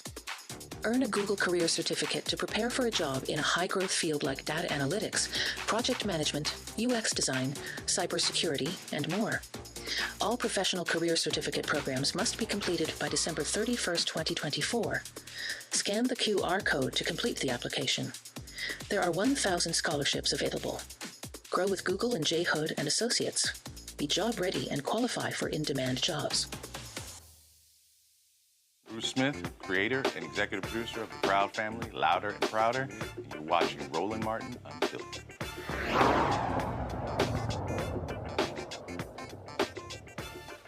All right, y'all, so you've been watching the trial in Atlanta regarding Fani Willis and the Trump folks trying to get her expelled. You know, there's a judge in the case, and he's overseeing the case. Well, we always are trying to explain to y'all, these are elected positions out here. They are elected positions. And so that particular judge in the case, his name is, of course, Fulton Superior Court Judge Scott McAfee. Well, I saw this tweet today, and the tweet says that civil rights attorney and Red Talk Radio host Robert Patillo plans to run against him. Now, guess what? Lil Megyn Kelly, she ain't so happy with that, y'all. So what happened, I saw this here. Terrible news for Team Trump in Atlanta. Judge McAfee was running unopposed. Now you get a Jesse Jackson disciple challenging him in a district that went 73% for Biden. McAfee is going to need a rock-solid spine to disqualify Fani Willis now. All right, well, first, Robert, are you running? Is this true? This is indeed true. I will be filing my qualification paperwork on Friday. We're supposed to make the big announcement Friday, but this leaked to the press. You know, Atlanta media is going to run with it. But yes, we are indeed filing. We're going to qualify. We're going to race, and we're going to win this race. Not because of the Fani Willis case, but for the exact what Megyn Kelly said. This political spin that has happened to the Fulton County Court, where people think that you need to have a rock solid backbone to stand up for Trump. We need judges who stand up for the rule of law, not for a particular political party. So first of all, what I thought was hilarious, I mean, yes, you did work for Rainbow Push, but boy, she got you down as, he gonna come out with, it's gonna be Dashiki Reverend Jackson, Afro Reverend Jackson. I guess Megyn ain't never Googled you to understand your views on the Second Amendment and stuff like that. You know, one of the big things that I think of whenever conservatives start talking about, you know, all this new black support they're going to get, but then they have tweets like this that shows them they have absolutely no black friends or any black people in their orbit. Black does not mean liberal. Black just means you're a black person. She saw a black person and assumed that I was some, you know, bleeding heart liberal. I'm very strong in the Second Amendment. I grew up in the Southern Baptist Church. I have many views that align with social conservatives. What they don't understand, however, is that the MAGA movement is not a conservative movement. The MAGA movement is not a fiscally conservative movement. It spent $8 trillion in 4 years. The MAGA movement is not a Christian conservative movement, somebody who has 5 kids by 3 different women. The MAGA movement is not a family values related movement, someone who had to pay a porn star $130,000. When we're talking about conservative values, we actually have to stand on those values. And regardless of what Megyn Kelly or any other Trumpites want to call me, the entire conceptualization has to be about putting the rule of law above the person. That we are a nation of laws, not a nation of individuals. And once they get back to those constitutional principles, they will understand what an actual moderate, centrist, middle-of-the-road judge does, which is simply be an umpire calling balls and strikes, enforcing the rules, and making sure the courts operate appropriately. Well, but the other deal is this here. Folk like Megyn Kelly, they don't know jack about black people. They don't even realize that black people, depending upon where you grew up, could be conservative in their thoughts and views, but we vote Democrat based upon those public policy. And so that's why I got a kick out of her dumb tweet. You know, and again, and the thing is, she ain't the brightest bulb in a dark room. And she should know better as a so-called lawyer to understand one's background and to learn how to do some research before you open your mouth. Well, I think a big thing is also understanding exactly what is at stake in this case, because in this election, because it's not about the Fani Willis case. It's about looking at a judicial system that has been broken. Where I've been in courthouses and in the Fulton County Courthouse for the last 15 plus years, seeing the inefficiencies that exist, and the fact that Donald Trump, because he's a former president and a billionaire and has the complexion for protection, can get his case into court, into hearings within 3 or 4 months, and you have people who are languishing there, whose cases have been stuck for 3, 4, 5 years waiting disposition, where you have an overburdened system where you're not getting actual justice, you're getting just a mill to pump out plea bargains, whether someone is guilty or not, where we're concentrating on jailing young offenders as opposed to putting in place restorative justice programs that will make sure that we get them out of the criminal justice system and into the actual workforce so they can be productive members of our society. So more so, I know they want to focus on this, the Willis case, but in reality, what we have to look on is fixing a system that is broken from the inside out. And a lot of us who have been activists on the outside, I'm encouraging you to become part of the inside. Do the hard work, get in the arena, run those races, win those races, make the change from the inside out. So you were looking at this office before this trial even started? Correct. I was looking at this office from the time before McAfee was even appointed over a year ago. It just so happens that now he's up for a full election, and that's the seat that is open. It wasn't spurned on by this particular case, as many people want to make it about. They would know these things if they actually called and asked me before starting to write articles and sending out tweets and press releases that this is a far bigger issue than any one particular case. But this case shines a spotlight on what happens when you have inexperienced judges. Remember, Judge McAfee, I think, was only 34, 35 years old. He doesn't have any experience as a defense attorney, so he only seen things from the prosecution side of the table. And we're seeing this go throughout this Fonnie Willis hearing, where it seemed to be utter chaos in that courtroom, and you're shining this light on Atlanta and the Fulton County judicial system almost as being an episode of Real Housewives of Atlanta or some other reality show, as opposed to being a serious courtroom where real laws and real rulings take place, where we're truthfully respecting the Constitution and fighting to ensure that the rule of law governs. And to your point, go to my iPad. I mean, this is the resume of Judge McAfee. Graduate of Emory Law School, Inspector General for the Georgia Office of the State Inspector General, Assistant U.S. Attorney, Assistant DA, and you're right, not a defense attorney, anything along those lines. I'm sure your fellow panelists have some questions before you go. So let's see here. Oh, I guess we'll let the other lawyers ask a question first. So, Robert, look, if I may, I hear you, but I've been on both sides of the law. I've practiced in a lot of jurisdictions. The criminal justice system in every jurisdiction is overloaded with cases and overloaded with young black men and young black women. And so when you talk about it being a nation of laws, right, and what's wrong with the system, I hope you will spend a great deal of time talking about how to fix it, because that's a huge, huge undertaking to just talk about fixing it when so many jurisdictions, we know, urban jurisdictions, are just overcapacitated. You plug one hole, it sprouts out somewhere else. Can you talk about some ideas you have about fixing the system?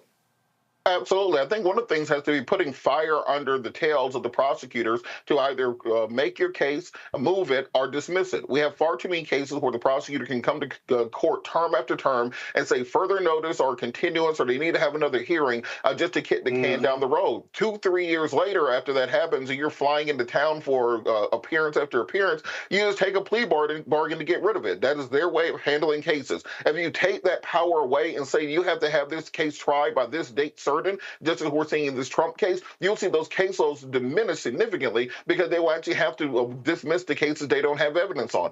Secondarily, we have to work further on diversion tracks, particularly for young offenders. I've seen far too many times in courtrooms such as Sean Ellen LaGrua, Gabrielle Banks here in Atlanta, here in Fulton County, where if you put in place these diversion programs, you don't get 100%, but you probably get a good 50 to 60% of those young men who, instead of entering a life of crime, instead of getting a PhD from Fulton County Jail or from going downstate, they're actually able to put themselves into a trade school, into a program that teaches them how to actually get their lives together, budget, work, understand there are other ways to make money than the alternative economy, as Angela Davis called it, and then moving those people out of the system. Once you start moving those numbers out, you can get to the place where prosecutors have the ability to actually try the cases they need to try, which are the violent criminal offenders, which are ruining the quality of life for all of us, and the same people we all believe need to be locked up. But that's part of having a understanding of the criminal justice system, not just from the prosecutor side of the bench, where we have a conveyor belt between prosecutors and judges,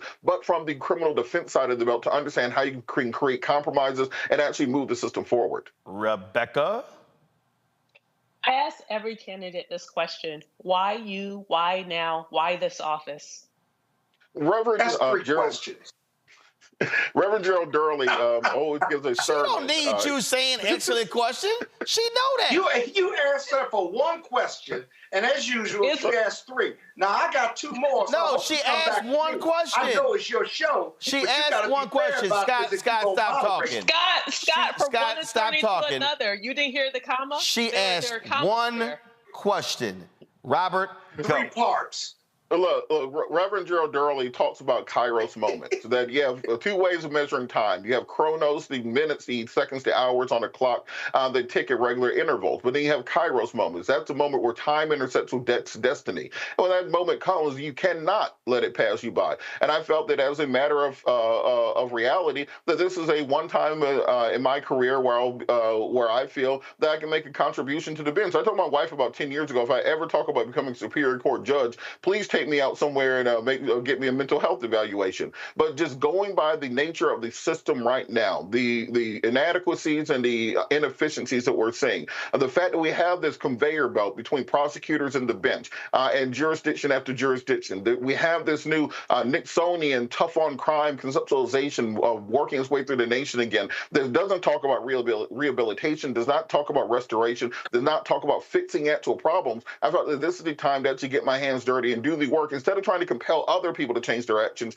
Get in there, change things, and be an example for others. And that's why I thought it was this time, this seat, this moment, and the time was right for me to do so. All right, then. All right, Robert, we appreciate it. I know you got to go, so thanks a bunch. And we'll good luck in the race. And I'm sure Megyn Kelly is going to be trying to give you a call to, inquire about your background. Absolutely. Go to judgepatillo.com. That's JUDGEPATILLO.com. Make a contribution today. We got to get off the ground rolling. Scott McAfee has $100,000 in the bank already. We have zero because we did not expect to announce this soon. So we're looking forward to everybody's support. Thanks so much, Roland. When's the election? November? Hey, the election is... Hey, Scott, stop talking. Robert, when is the election? The election is special election. It will be May 21st. We have a month and a half. Or so to get this thing up and running and up and going. So qualification ends on Friday. The election will be the end of May. Runoff will be beginning of June if a runoff is needed. And Scott, to your point, $3,300 is the contribution limit. You can make that online right now. Oh, he got that. Thank you for answering my question. Oh, he got that. So, very important. So, Robert, do me a favor. If Megyn Kelly has the guts to book you on her show, bring all your guns you always trying to show on this show. Will do. Click, click. I got you. Click, click. All right. Robert, thanks a bunch. All right. We go to a break. Y'all, we going to come back. Wait until I show y'all the crazy thoughts of this black MAGA Republican who is their nominee for governor of North Carolina. Every black person in North Carolina should be kicking that fool to the curb. That's next. On Roland Martin Unfiltered on the Black Star Network. When you talk about blackness and what happens in black culture, we're about covering these things that matter to us, speaking to our issues and concerns. This is a genuine people-powered movement. There's a lot of stuff that we're not getting. You get it, and you spread the word. We wish to plead our own cause. Too long have others spoken for us. We cannot tell our own story if we can't pay for it. This is about covering us. Invest in black-owned media. Your dollars matter. We don't have to keep asking them to cover our stuff. So please support us in what we do, folks. We want to hit 2,000 people, $50 this month, raise $100,000. We're behind $100,000, so we want to hit that. Y'all money makes this possible. Checks and money orders go to P.O. Box 57196, Washington, D.C. 20037-0196. The Cash App is $RM Unfiltered. PayPal is R Martin Unfiltered. Venmo is RM Unfiltered. Zelle is RolandSMartin.com. Me, Sherry Shepard, and you know what you're watching, Roland Martin Unfiltered.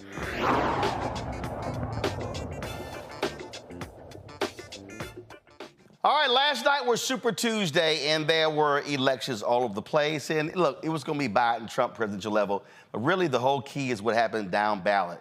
Well, one of the places, North Carolina, where the Republicans nominated for their choice for governor is the current Lieutenant Governor, Mark Robinson. Mark Robinson is a Holocaust denier. He believes that the civil rights movement was a joke. The Democratic Governors Association is already out with a hard-hitting ad against him. Watch. Abortion is a scourge that needs to be run out of this land. It's not your body anymore. It's y'all's body. And yes, that includes the daddy. So many things were lost during the civil rights movement. So many freedoms were lost during the civil rights movement that shouldn't have been lost. I'd love to pass a law that restricts abortion. We could pass a bill saying you can't have an abortion in North Carolina for any reason. This little minor thing happens in January. Oh, right, you're horrible. If there's a movement in this country that is demonic and that is full of the spirit of Antichrist, it is the transgender movement. Homosexuality, any of that filth.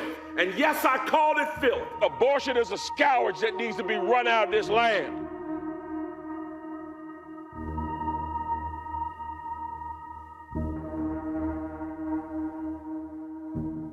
And keep in mind that Mark Robinson's wife, Yolanda, she actually had an abortion. Check this out, Rebecca. He don't like folks like you having a right to vote. Listen to what Mark Robinson said in 2020. A few days ago and asked her, what America are we going back to make America great again? The one where women couldn't vote or black people were swinging from trees? I would say to him if I was standing in front of him, I absolutely want to go back to the America where women couldn't vote. Do you know why? Because in those days we had people who fought for real social change and they were called Republicans. A few days ago and asked her. So Mark Robinson wants to go back to the days, Rebecca, where people like you couldn't vote. So, right. I think both. I think both Scott and I don't even know where to begin because there's so much. I've been watching clips about him and just watching a clown down in North Carolina. Here's the thing. I thought Herschel Walker was bad last cycle. But what is really bad is that this guy has actually, and this is also what's sad too, he is, I think, the first Black person since Reconstruction who's been elected, I think, statewide in North Carolina, which is insane. Well, you know, and that's from either party, Republican or Democrat. The thing about Robinson is, as much as he wants to invoke that the Republican Party is good for Black people, not this Republican Party. If we're going back to the Republican Party that actually did stuff to promote civil rights, did stuff to protect the Black community and advance the Black community, at that time, I think they were called radical Republicans. But he is not a radical Republican. And so a lot of the stuff that he's saying is very nonsensical. This is once again why I wish North Carolina Democrats would have got behind Cherie Beasley and would have made sure that she would have had statewide office, because North Carolina needs a counter to what's going to happen with Mark Robinson. I don't know very much about the Democratic candidate who's going to be running against him, but from past the Democratic candidate is Josh Stein, and Josh Stein is the current Attorney General. All right. Okay. Right. I don't know much about him. Which also, you know, I don't even know if that's my problem or if that's his problem. But what my concern is that race is going to become an issue in this campaign. I don't know that Stein is going to be able to deal with those issues of race. And there could be a possibility that Mark Robinson would be able to get enough Black support in order to win. Like, it's sad because this guy, in my opinion, his ideologies are dangerous for Black people in North Carolina, but I don't know that the Democratic Party has an effective answer to shut it down. This is what Trump said about his buddy Mark Robinson. Scott, you're gonna love this. But, you know, I heard him coming in on the plane. I was listening, and I said to the people on the plane, watch this. This is Martin Luther King on steroids, okay? Now, I told that to Mark. I said, I think you're better than Martin Luther King. I think you are Martin Luther King ×2. And he looked at me, and I wasn't sure, was he angry because that's a terrible thing to say, or was he complimented? I have never figured it out. But I'm telling you, he's one of, right? When I said that to you, you looked like, I don't know if I like that comment. You should like it, because you are outstanding, and you're going to be the next governor, so that's going to be very cool. Scott, take it away. Why you ask me questions about all these ignorant mofos? I mean, I don't even know why we. I asked. No, first of all, let's be clear. Well, hold on. No, wait, Scott. He is. Let me be very clear. He is the Republican nominee for governor. I know. No, Joe Biden lost North Carolina by 2.5 points in 2020. The incumbent governor, Roy Cooper, is not running. Mark Robinson is the current lieutenant governor. Mark Robinson can win. So This is real. Yeah, it's real. It's called real ignorance. But let me ask you something. What does going back to radical Republicans to make America great again have to do with why women shouldn't vote? I don't understand his connection there. He went from A to Z. What does that have to do with women? He don't want women to vote, and that's his explanation. I mean, it makes no sense. I think you're right. He's dangerous. And one other thing, because he's black, and a lot of black people in North Carolina and a lot of other jurisdictions will vote for somebody because they're black, because they haven't seen anybody, a black governor in North Carolina. That's a powerful selling message.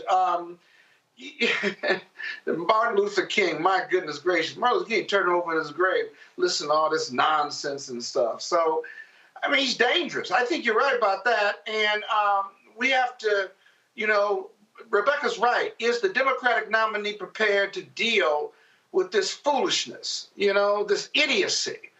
Because this is just he's just an idiot, basically. But it sells with this party, the Trump party, it sells. Their view of the world is not based on policy or fiscal conservatism or being hawkish on international stuff. It's all about being angry and being mad and hating America the way it is and wanting to go back to the 50s and 60s. But what Mark, this cat doesn't realize is if you go back to when you think America was great again, he wouldn't have a platform. He wouldn't be running for anything. He'd be silenced.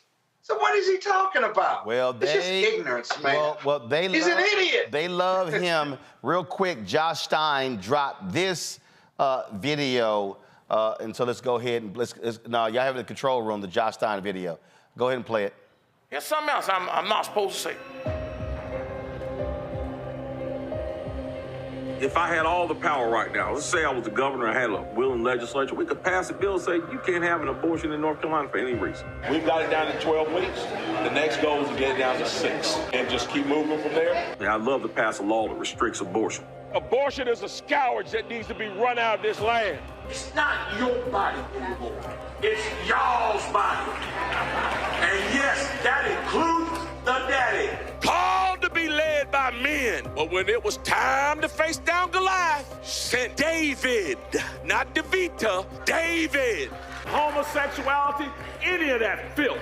And yes, I call it filth. Do not turn your children over to these wicked people. I got them AR-15s in case the government gets too big for its britches. Because I'm going to fill the backside of them britches with some lead. Someone who thinks that women do not have a place in our society, who thinks the Holocaust didn't exist, who thinks that the civil rights movement was about nothing. I would not support someone who thinks that way. A vote for Mark Robinson might feel good because you think he might win the primary, but his outrageous and bigoted statements will make him a loser and unelectable.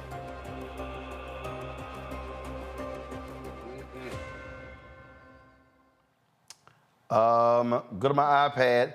In 2014, this article says, Mr. Robinson echoed Hitler's rhetoric on Facebook in a statement about racial pride. Last July, he argued that he didn't support the Nazi leader just because he quoted him. Because you quoted Hitler, you support Hitler, he said during a speech. I guess every history book in America supports Hitler now. They all quote him. Okay. All right, folks. We're going to keep y'all keep abreast of this in North Carolina. Listen, y'all got to show up and show out to keep this crazy quack out. And guess what? You flip North Carolina, that makes the pathway for also Biden-Harris to win the presidency. This cannot stand. Going to a break, we come back, we'll talk with Isaac Hayes III, the founder of Fanbase. It's a new day. They've got some new things happening that you want to hear about. You're watching Roland Martin Unfiltered on the Black Star Network.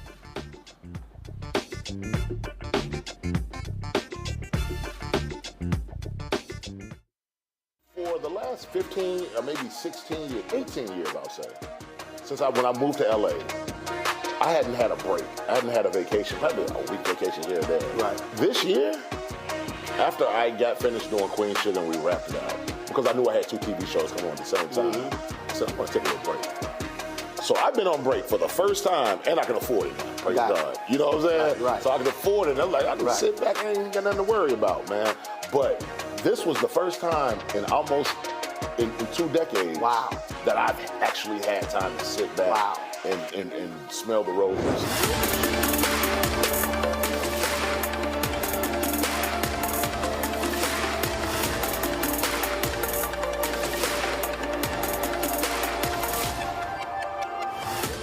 Farquhar, executive producer of Proud Family. Bruce Smith, creator and executive producer of The Proud Family, Louder and Prouder.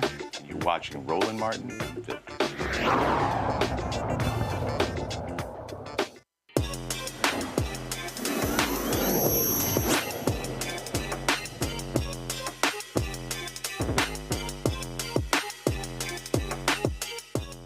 All right, folks, we've talked a lot on the show about the social media app Fanbase.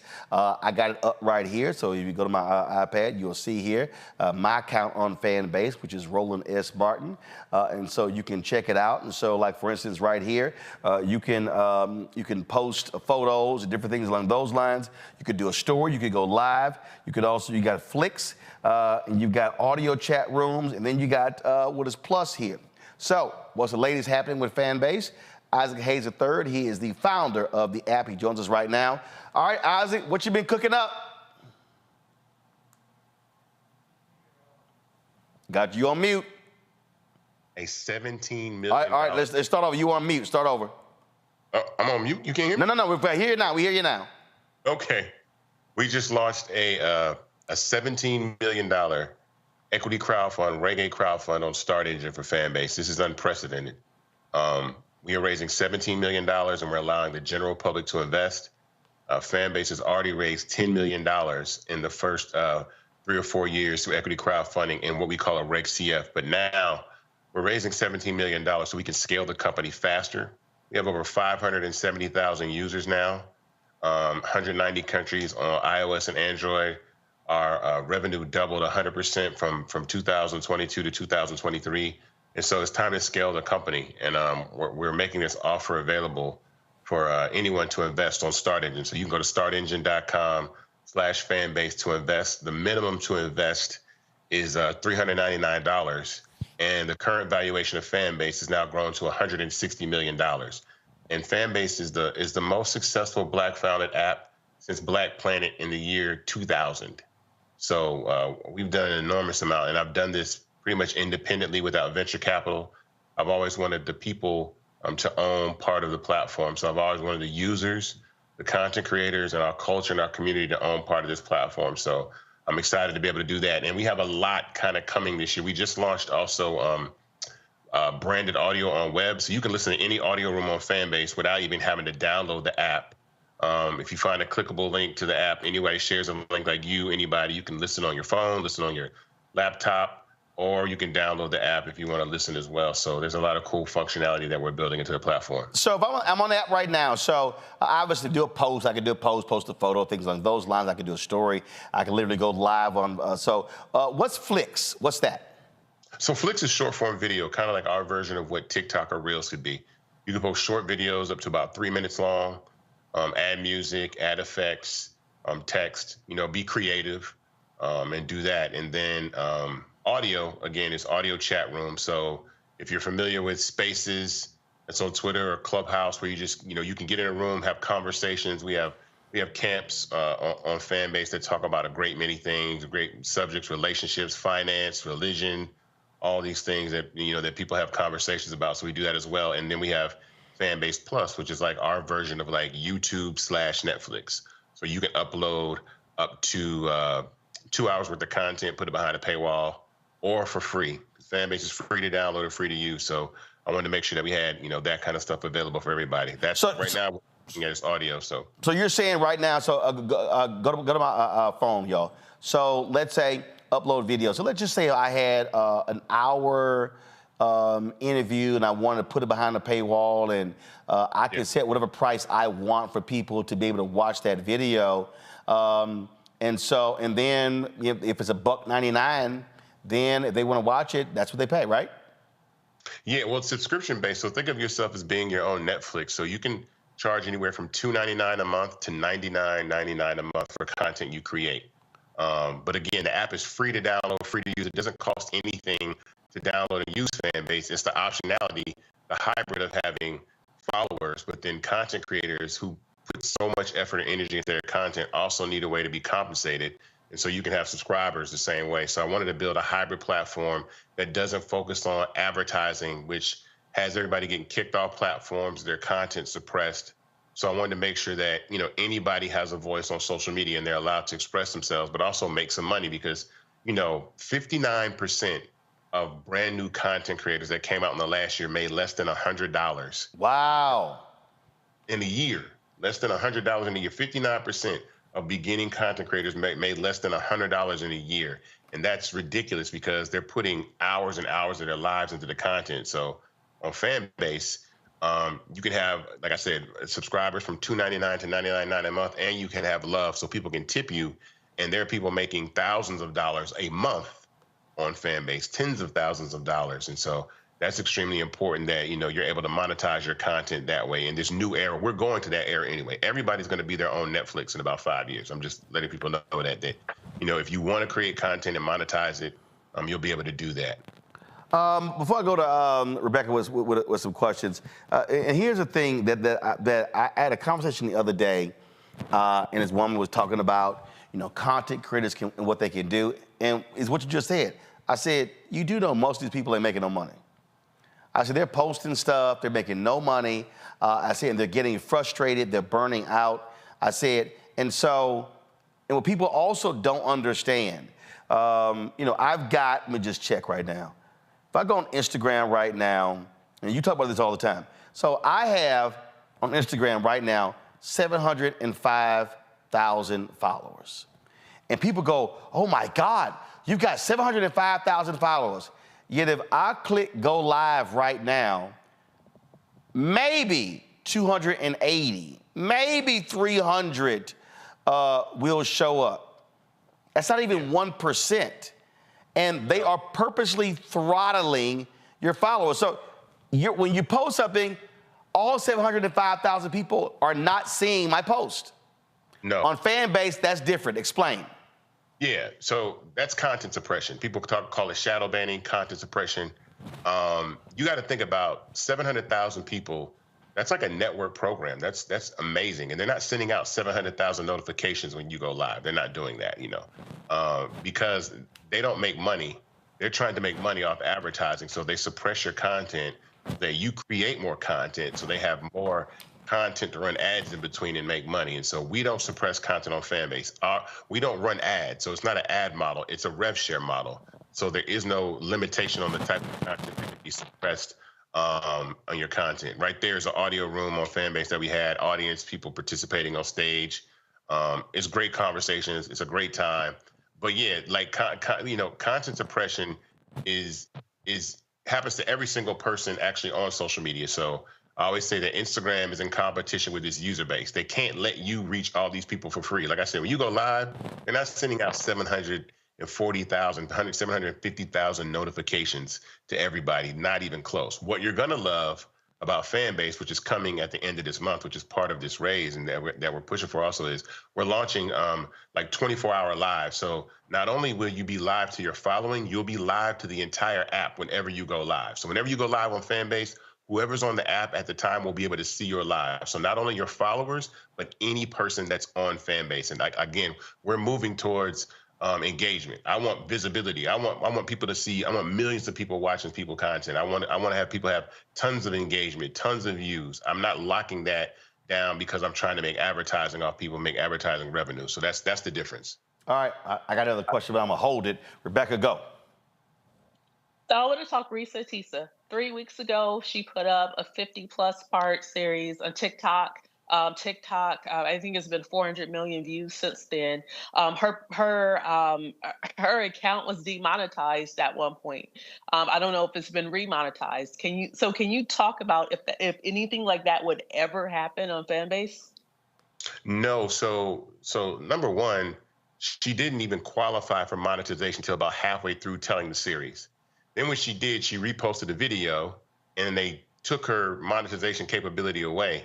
And she has no control over that. And I think the amazing story that she told, she should be getting compensated for that because it's driving 400 million eyeballs. Okay, so let's put 400 million views in perspective. 400 million views is 4 times the amount of people that watch the Super Bowl. So understand that. So that's like 4 Super Bowls that she brought to TikTok, and they're making money off that advertising revenue, and none of that money is going in her pocket. So she brought 4 Super Bowls worth of visibility to TikTok, and she said she might have made maybe $1,000, maybe $2,000, which is ridiculous. And so there should be ways that users can tip her, support her, subscribe to her. If she wants to turn this into a movie or a television show, she should be able to do that and then build that audience based off what she's doing on platforms like Fanbase. That's why it's so important. I saw that, and that's ridiculous. And TikTok, especially with people of color in the algorithm, they often don't understand Black culture. They often, I actually had seen someone go live and somebody said something that is familiar to the Black community that was said, and they were saying, oh, your account's about to be banned for racist, rhetoric or whatever. And it's just like, it's impossible for someone of culture to be able to feel free to say what they want to on platforms like this when they're so heavily dependent on advertising. That's how they make their money. And again, to show people who don't understand the numbers when you talk about following, go to my iPad. This is the Monday ratings of Fox News Channel, CNN, MSNBC.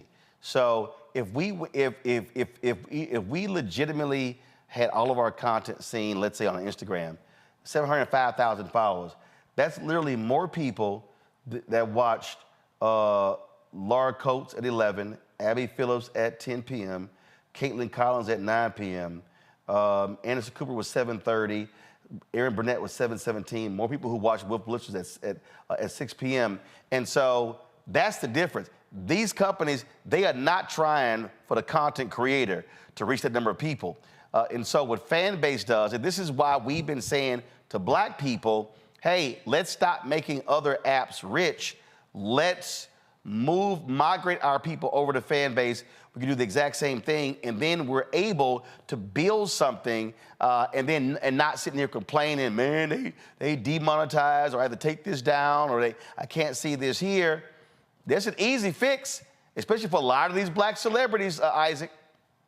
Man, listen, so I saw a video, God bless her heart, Amanda Seales was on Instagram upset because she's shadow banned and they're not letting her content through. And someone sent me that message and they were like, what is it about, our community begging to be on platforms where we're not accepted? And I keep it very honest. People are really addicted to the fame. I understand that.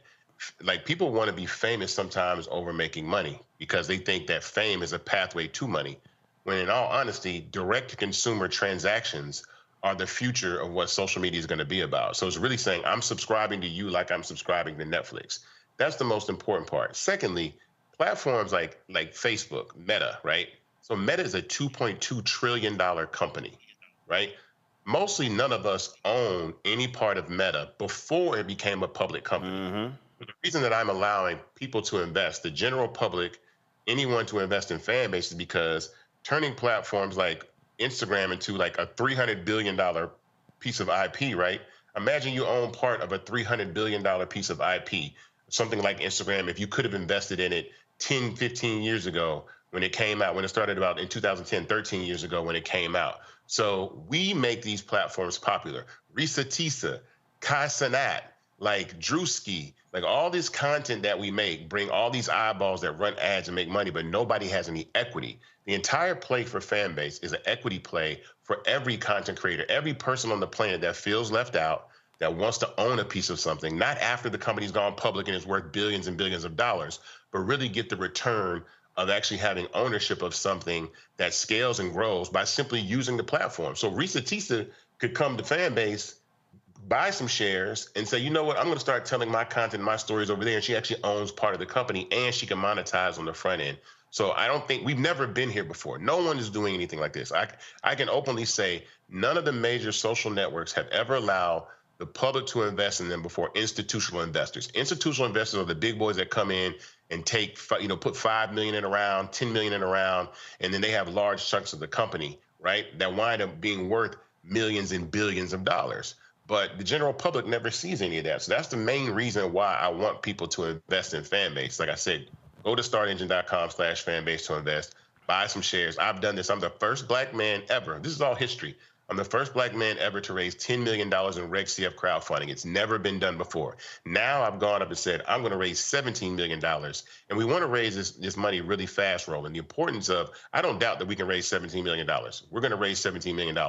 How fast we raise $17 million is important because now we can spend more to develop the app more, bring more functionality, bring more to marketing, hire more personnel, really bolster up the app. This is a modern marvel of what we've been able to do with the small team that we had of a black tech startup founded out of Atlanta, Georgia, built by some amazing people from all over the world, including Argentina. I think that is an incredible effort that we've done, and it's a miracle. It's a living miracle of what Fanbase is, and so I think people should take time to take notice. Like, look around, do your research. Like, find another app that does what Instagram, TikTok, YouTube, Clubhouse, Facebook all does. Black founded, allows you to monetize your content, doesn't suppress your content, and allows you to own part of the company and lets you monetize. You won't find one because there's never been one. It didn't exist until I invented it. Peer-to-peer in-app purchase subscription. That means the ability to take your phone and press a couple buttons and subscribe to a person like you subscribe to Netflix or Spotify did not exist until I invented that. And now every app that you see, if you see subscriptions on Twitter, subscriptions on YouTube, subscriptions on Instagram, subscriptions on TikTok, and you can use a face scan or a fingerprint to subscribe to someone, they got that from me. That is complete confirmation that it didn't exist. And so that's the thing that I say all the time is like, tech is also about ideas and then money, the ability to ideate on those ideas. So I said, oh, okay, well, I know that young people in black culture have all the ideas. All I need is the money. But I'm going to let everybody else own a part of the company too. So that's the significance of what we're doing with Fanbase. And so this is the most important, critical moment of the company because this is going to catapult us past 1 million users, I believe. We have over 570,000 users. We're in 190 countries on iOS and Android. We're on the web. We're doing amazing things. But this is a very, very pivotal moment in the history of this company. And I really want everybody to be a part of it by investing. And for the people who are always saying, man, we need to have our own. This is it.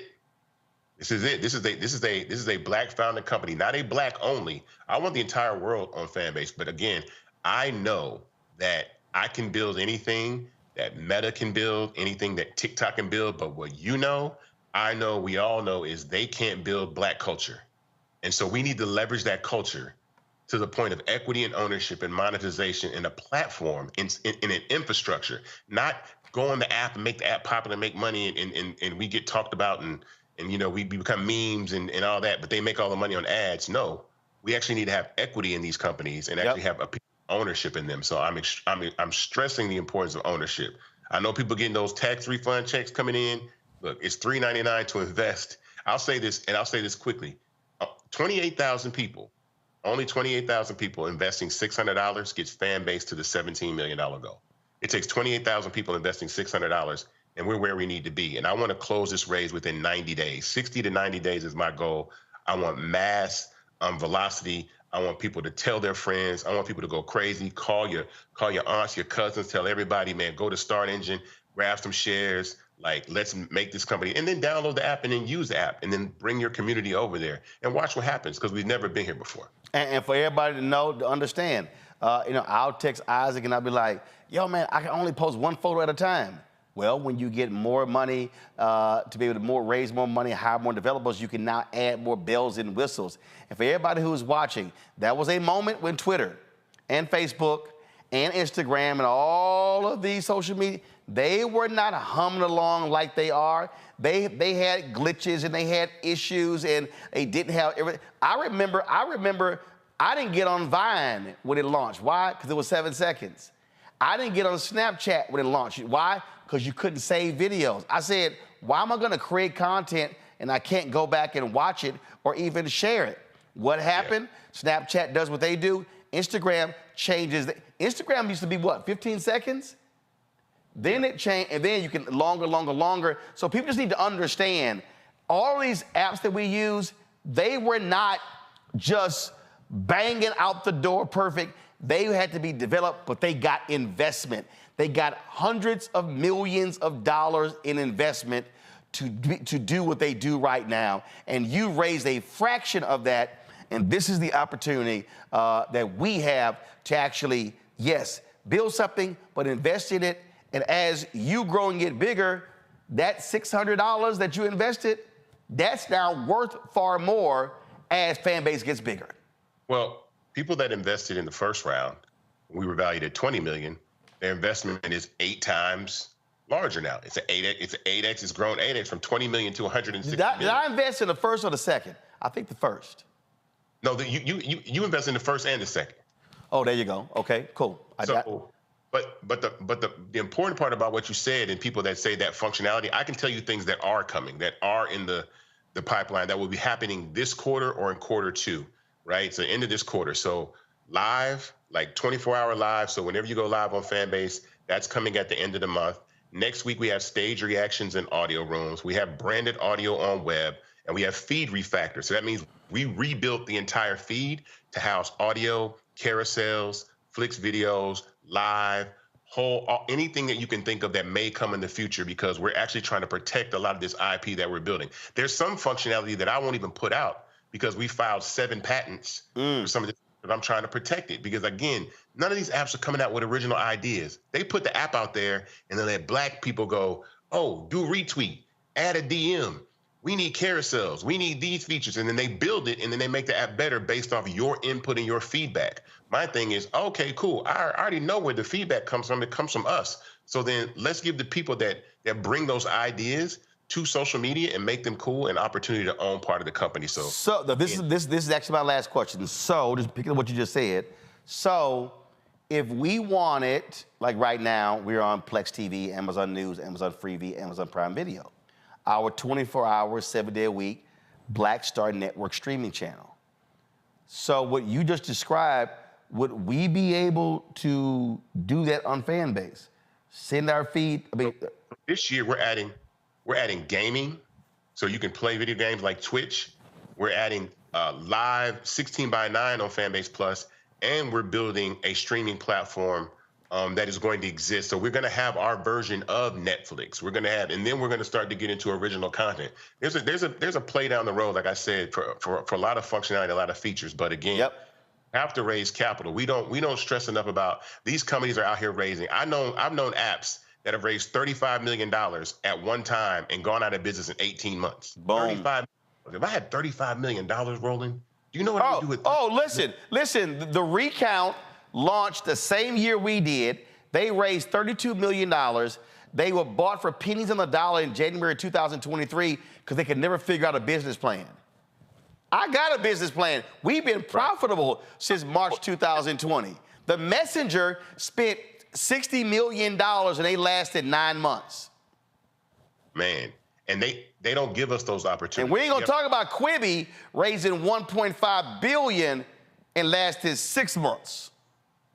Bro, I'm telling you, and the problem is that they always have these rules and regulations, especially for Black founders. Like you see what's going on with Ari and Simone. You see the attack on DEI, diversity, equity, inclusion. You see Issa Rae being upset that rap shit got canceled off HBO. You see us saying like, look, we get canceled, we bring all this culture, but then where's the fair opportunity for us to really present our culture and have our show succeed, our programs that we want to continue to see on television and love it. So if we don't build infrastructure, Fanbase is infrastructure. It's technology and infrastructure and media.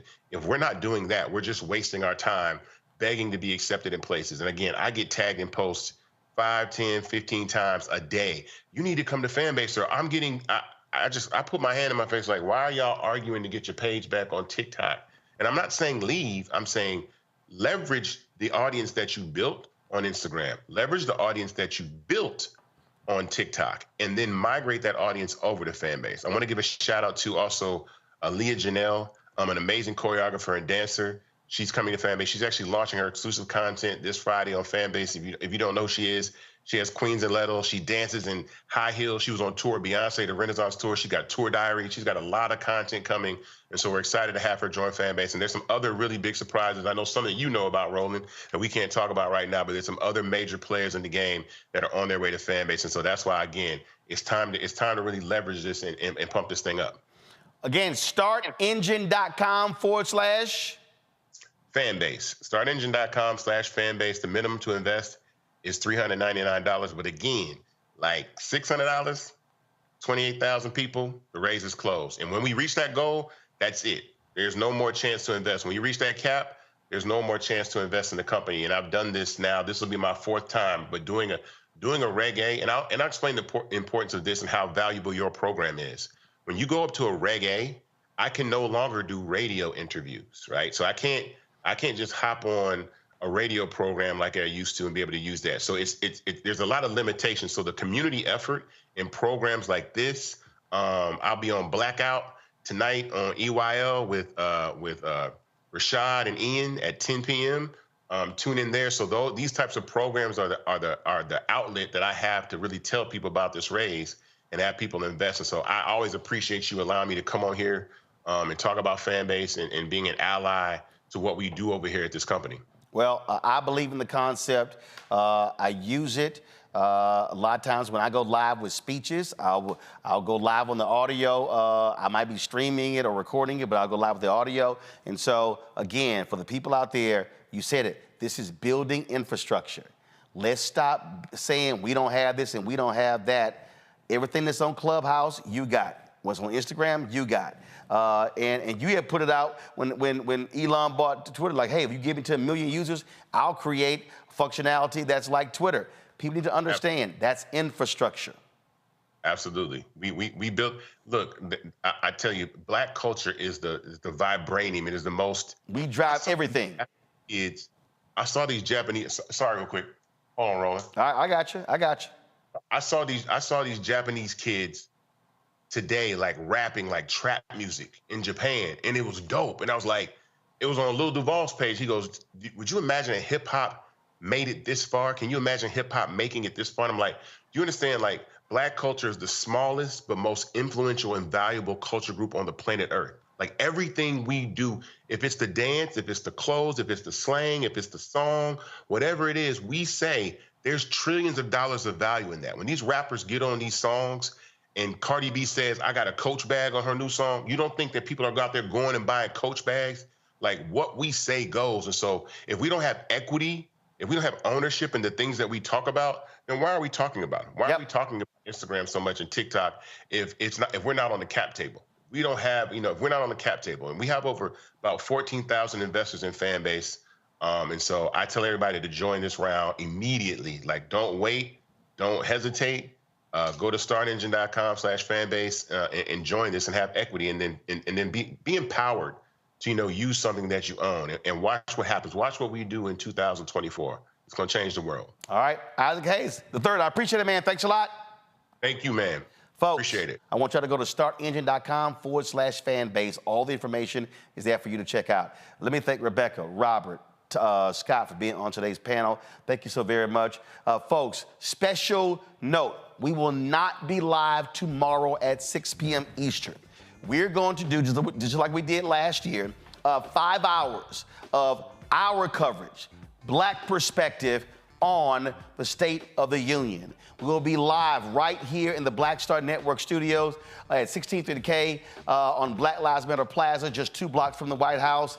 And so we're going to have our experts. We're going to talk about the state of our union here as well. We'll have a live stream of President Biden. He'll be speaking at 9 p.m., but that's taking place tomorrow. We go live at 8 p.m. 8 p.m. is when we go live. And so please, we want y'all to tune in. Let's blow the numbers out of the water so folks are catching us. Again, you don't have to bother with MSNBC, CNN, Fox News, ABC, NBC, CBS. We're going to have the Black perspective. We're going to have some of the best folks speaking on the issues right here on the Black Star Network. You don't want to miss that. That's tomorrow night, the State of Our Union. Our live coverage begins at 8 p.m. Eastern right here on the Black Star Network. Don't forget it, folks. Support us in what we do. Join our Bring the Funk fan club. Send your check and money order to P.O. Box 57196, Washington, D.C. 20037-0196. Cash App, $RM Unfiltered. PayPal, R Martin Unfiltered. Venmo is RM Unfiltered. Zelle, Roland at RolandSMartin.com. Roland at RolandMartinUnfiltered.com. Download the Black Star Network app. We're trying to get to 100,000 downloads. Apple phone, Android phone, Apple TV, Android TV, Roku, Amazon Fire TV, Xbox One, Samsung Smart TV. I'll see y'all tomorrow. Holla! Black Star Network is here. Oh, no punch! I'm real revolutionary right now. Thank you for being the voice of Black America. All momentum we have now, we have to keep this going. The video looks phenomenal. See, there's a difference between Black Star Network and Black-owned media and something like CNN. You can't be Black-owned media and be scared. It's time to be smart. Bring your eyeballs home. You dig?